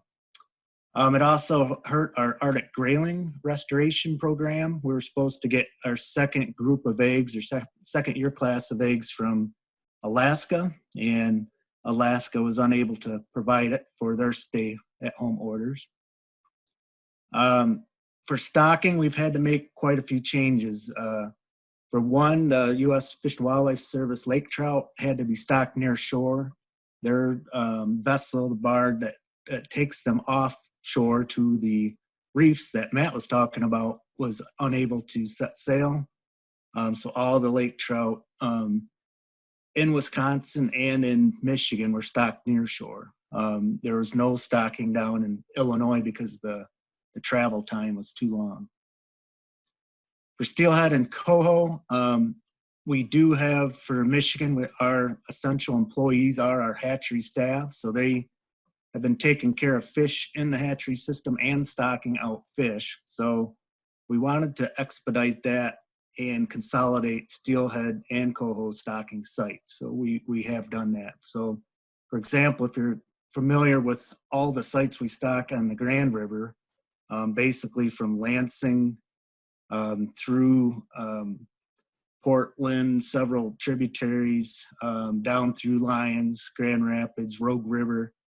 We combined basically the sites of Lyons and the Rogue River for most of those species. And then for Chinook salmon, there's a question about net pens. We did not net pen this year. It's the first since the late 90s that we did not have a net pen program. So our Chinook are still in the hatchery system now, and they will be stocked out probably in the next week or two. So other issues we have is we don't have a creel census going on right now. I think other states may have a partial creel or no creel. So we're not collecting that data, as you've heard with the previous talks. We're not getting the heads, we're not getting the stomachs. So important to do your citizen science and help us out when you can get out there. We also aren't doing any of our lake-wide assessments, which we usually sail the vessel steelhead on. So part of it is stay-at-home order, and part of it is yesterday we learned of layoffs of some of our employees. And in the Lake Michigan basin, we lost 50% of our staff to layoffs, and the Charlevoix station, which does a lot of the big lake sampling, lost probably about 50% of their staff as well. So we're hoping to get them back in a couple of weeks, and hopefully the stay-at-home orders will be lifted and we get back out there. Also, to create more issues, we collect a lot of data from the charter boat industry, and they're not running right now in Michigan waters. And there's also no motorboat rule or part of an executive order, and that happened through most of April. So our effort out there is very low, and even if we had some voluntary collections, they would be pretty low, because basically got to rely on pier fishermen, river fishermen, shore fishermen, and whoever can get out in a kayak. So last, sea lamprey control.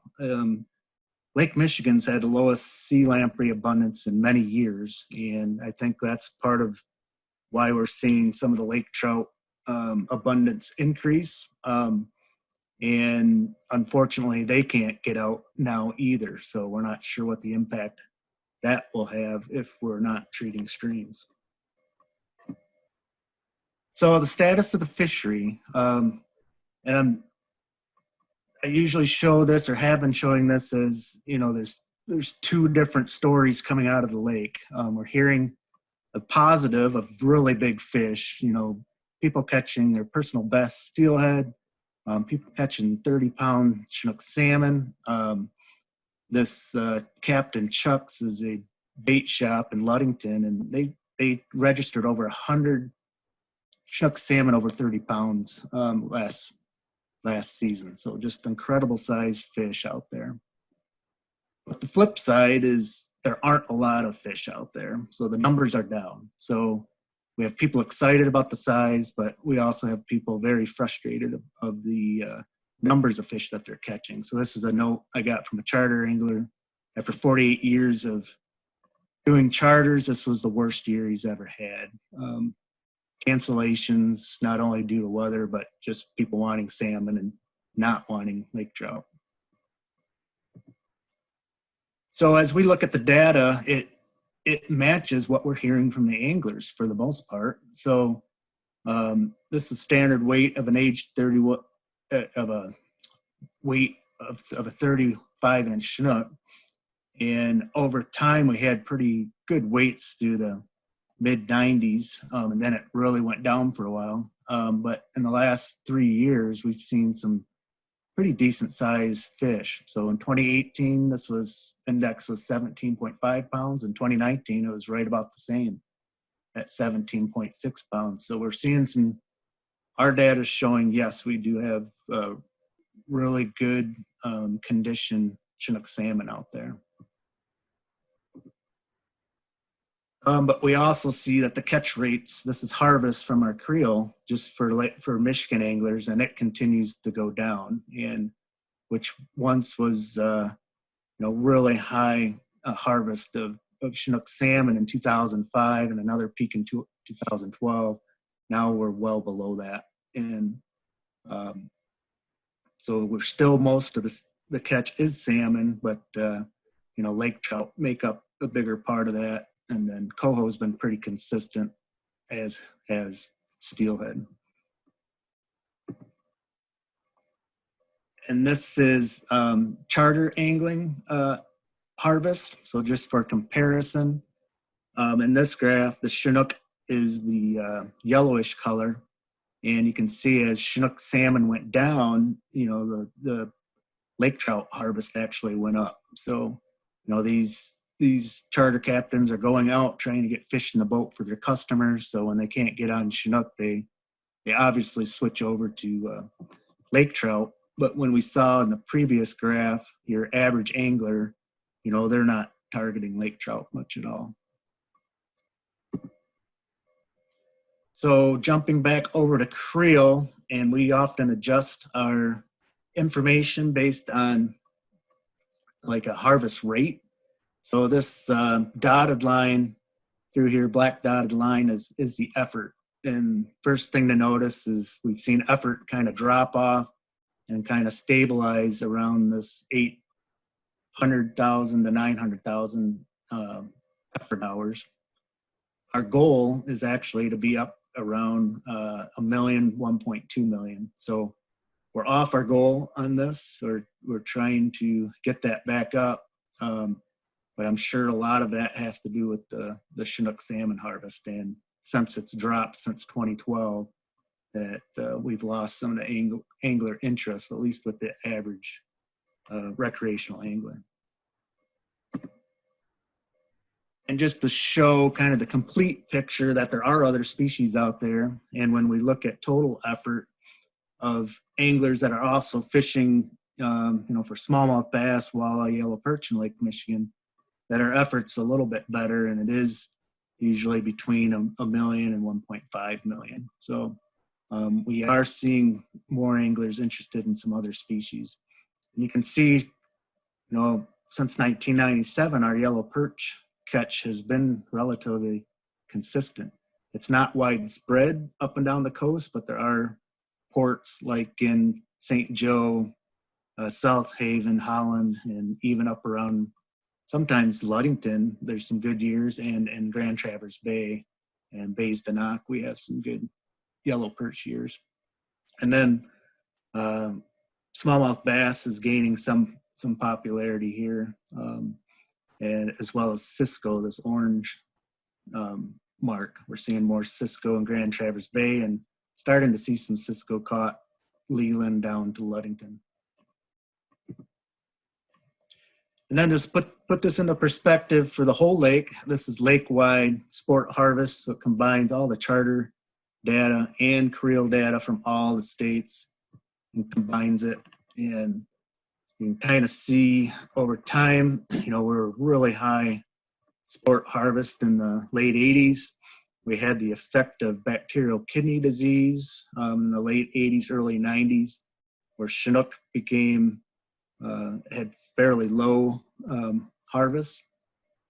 Came up in the early 2000s. We had a quick peak in 2012, and then we've kind of been relatively steady for the past 5-6 years. So I don't know if this is a new normal, possibly with the way the lake is with zebra and quagga mussels. But I'm hopeful that we'll get some more nutrients in the lake and start to see our overall harvest of all species start to increase. So I've been talking a lot about effort and catch. I just want to draw your attention real quick. You all know that the lake water levels are really high, and we are at record levels now and probably will be throughout most of the spring and early summer.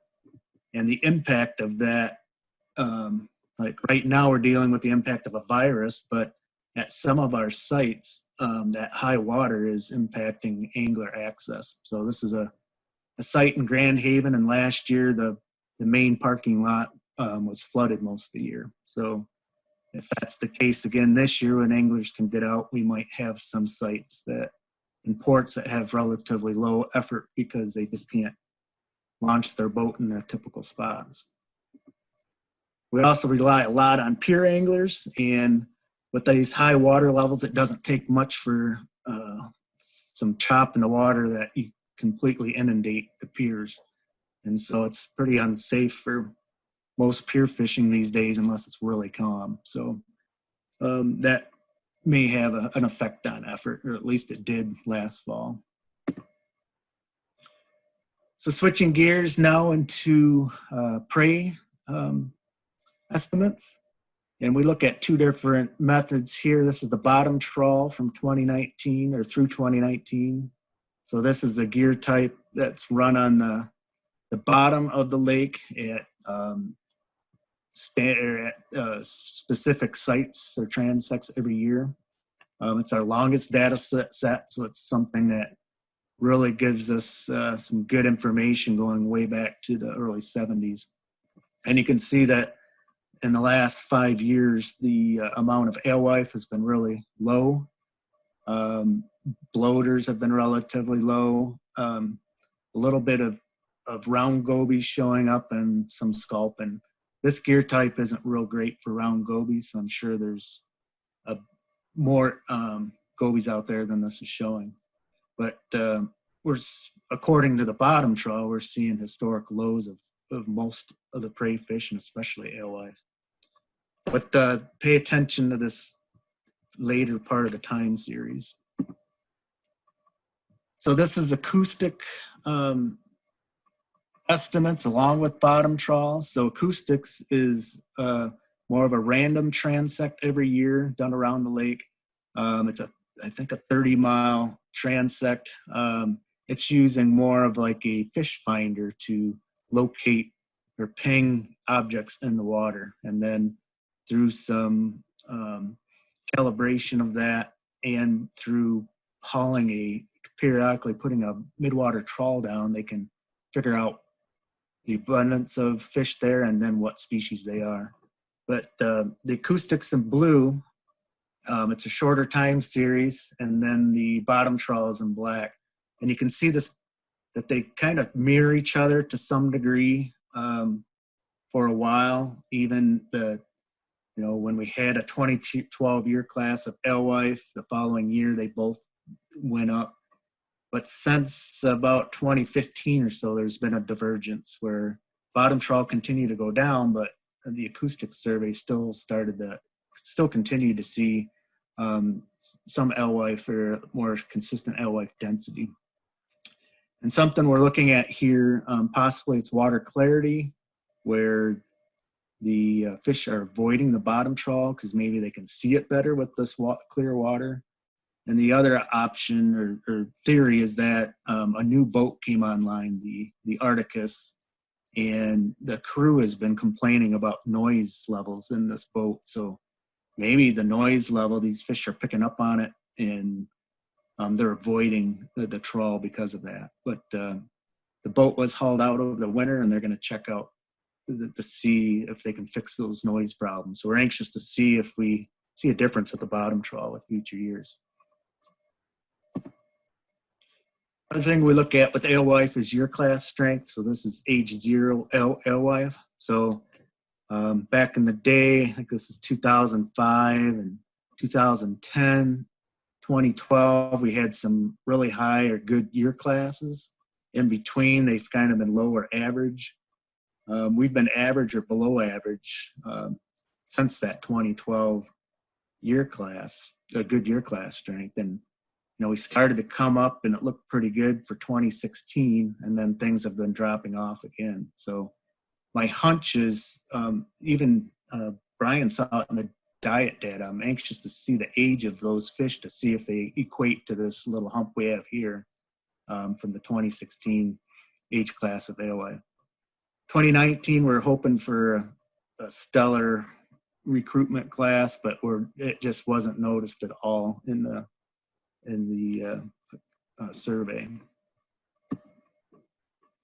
So last with the alewife, just looking at age classes that we see in the gear that's collected from the bottom trawl and acoustic midwater trawls, and most of the fish that we're seeing are age 0, 1, 2, or 3, with very few older than 3 years old. So we call this a truncated age class.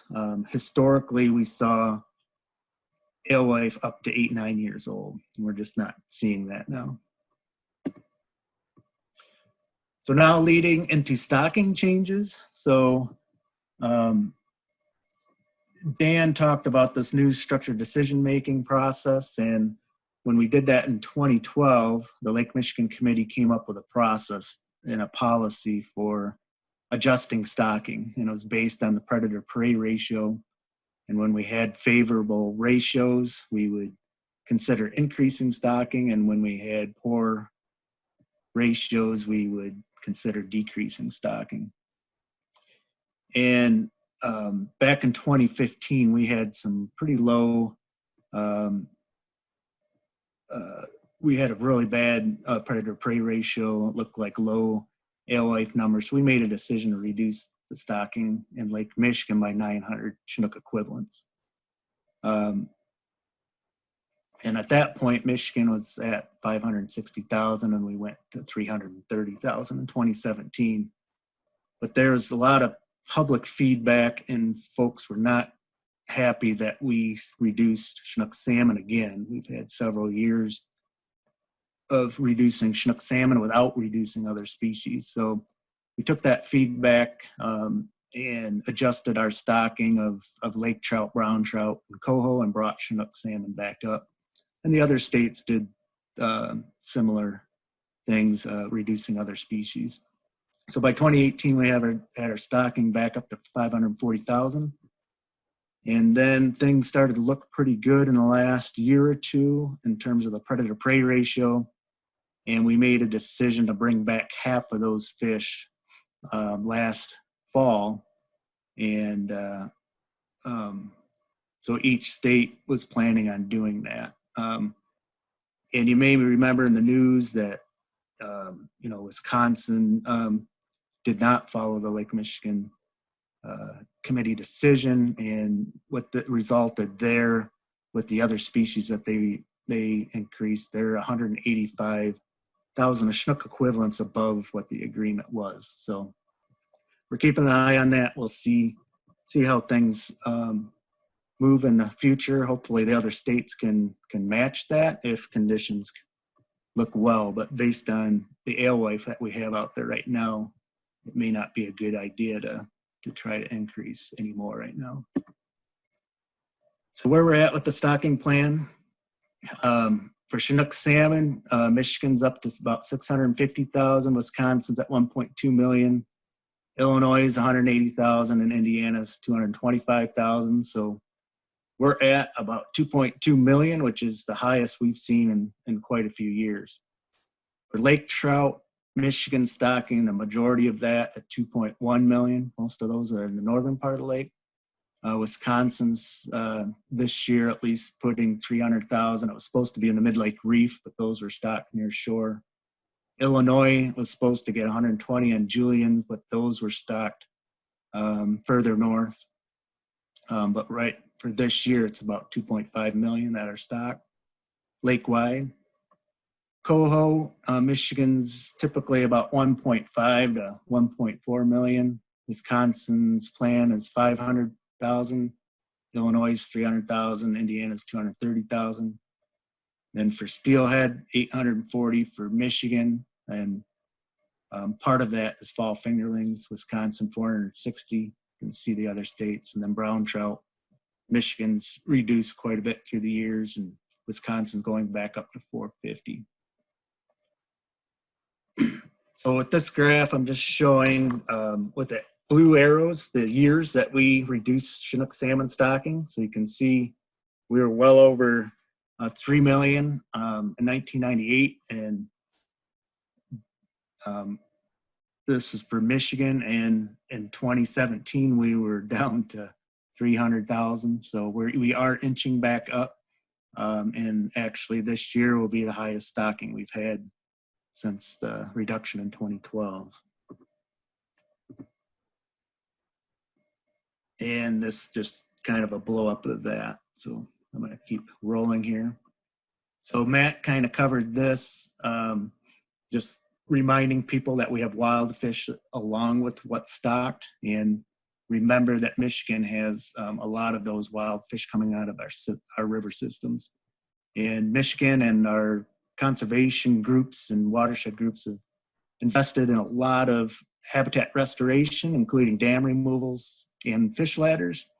And so that is a big reason why we have wild fish. So part of our management strategy was to produce better habitat and connectivity. And I think people forget about that and only look at the stocking amount and forget that we have actual natural hatcheries out there in Michigan, which helps steelhead reproduction as well as Chinook.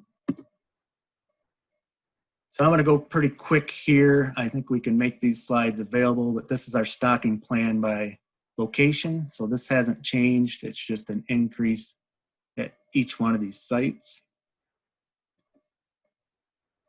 This is where we're stocking brown trout. We used to stock them, from the far south, the New Buffalo, all the way up through the UP. Our brown trout were not doing well according to our harvest rates per stocked fish. Some areas were costing over $500 a fish. So we implemented a plan to just stock between Ludington and really up towards Petoskey and one site up in the UP. And we're going to be evaluating that in a few years to see if concentrating some of those fish will help. This just gives you, the circle tells you where we're concentrating those fish. And these are by tributaries that are relatively cold, so they can find some thermal habitat and closer to deep water. And there's been a lot of talk about lake trout, and I just wanted to point out where most of those fish are stocked. You can see in the south, we're no longer stocking fish to the south. We feel like we're getting really close to being self-sustaining there with the wild fish. So our stocking continues to decrease down there. We still have some nearshore stocking going on, and most of our fish are offshore up into this Beaver Island complex. And most of these fish are up there to get their population up. So hopefully we can see some self-sustainability. We have really high mortality up there from fishing, not only recreation, but from tribal. And for a long time, we had issues with sea lamprey. And this circle just shows where most of those lake trout are going. And that's what's called the Northern Refuge.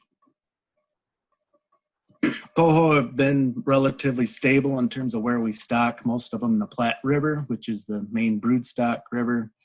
And then we've been slowly moving some of those fish south, adding some more to places like the Saugatuck, which is the Kalamazoo River, and adding some to Muskegon as well. Steelhead, we haven't changed at all in many years. We probably won't until the mass marking is done, but you can see how we scatter them throughout the basin and lots of different rivers. And so our yearlings are about 554,000, and then we are running some studies with fall fingerlings, and that's a total of 300,000. So finally, finishing up with regulation proposals. I just want people to be aware that we have some here. One's on the Betsy River. We had a lot of complaints of illegal snagging activity with Chinook salmon there. Right now we have a 100-foot closure from the up and above the dam and below the dam. We're recommending a fall closure of 300 feet there to help with issues. We're also looking at a statewide party fishing limit. This is where you could combine all your limits for a party that's on a boat. It seems to work out pretty well on a boat. Not so much for shore fishing, but we are investigating that and seeking comment. And we're also looking at smallmouth bass and largemouth bass possession limits in Grand Traverse Bay. We have some really good data showing the population seems to be really connected between Beaver Island, Grand Traverse Bay, and Waukesha's Point, based on some tagging data that Charlevoix Research Station's been doing. We've had this regulation on Beaver Island for many years. Because they're Great Lakes spawners, with water temperatures, they're not spawning till later in the year. So there's been some interest to try this regulation in Grand Traverse Bay. So this would delay the opener for about a month. And then we'll be seeking public comment on these proposals, and we actually have these on our website. And if anyone follows my Facebook, you can get comments and information on there as well. So regulations that are in effect right now that just changed. We just changed our Cisco Lake whitefish, round whitefish. It was 12 to 10 fish for the Great Lakes and connecting waters, including type F lakes, which are drowned river mouth lakes, and inland it went to 5. And then for you folks that fish Grand Traverse Bay, we had an issue there of over harvest and had to go to a 1 fish bag limit that was recently changed by the Natural Resources Commission. And we're back up to 2 fish daily limit. So that's good news. So with that, I think I can move into questions if we have time. It looks like we're 5 minutes over, but. Yeah, we still got a lot of people on, so let's address the questions. Why are the survey results always presented, including the previous 50 years data? Everyone knows by now the prairie fish abundance was much greater decades ago. Would it be more help to focus on more recent data and assess the trends and impacts in the last 10, 15 years? That's a good point. I did not show them, but in the prey assessment report, there are some graphs that do that are only taking a capture of the last 10 years. So yes, I agree that conditions of the lake are much different now than they were 50 years ago. And it makes sense to concentrate on the most recent time period. Isn't the reason you stock so many lake trout in Lake Michigan because of the 2000 consent decree requires it? So the 2000 consent decree is built around lake trout restoration. And so the lake trout restoration plan called for these stocking locations and stocking numbers until we reached certain milestones. So we are following that restoration plan, and we are stocking so many lake trout, almost 2 million up in that northern zone, which has really high tribal commercial harvest as well as recreational harvest and other mortalities. So they're tied together, but it's not a direct requirement. The other issue with that is the tribes and the state recreational fishers have harvest limits. And if we drastically reduced lake trout stocking there, the models would adjust harvest limits lower, and we might have to deal with lower bag limits in that area. And we've seen the issues that has come up from that just in MM4 and Grand Traverse Bay. Why didn't Wisconsin follow the plan for Chinook salmon stocking? So Wisconsin's biologists are really good. Their committee member, Brad Eggold's fantastic. Todd Kalish is really good. They understand the science. They understand following the Lake Michigan Committee lead on several things. Unfortunately, they've had some political issues, and I think because of that, they were kind of forced to increase their stocking. So that's all I really can say about that. So we'll have to evaluate whether that becomes a problem or not in terms of the predator-prey ratio. Echo Ed's comment. I would not have been able to make it to South Haven.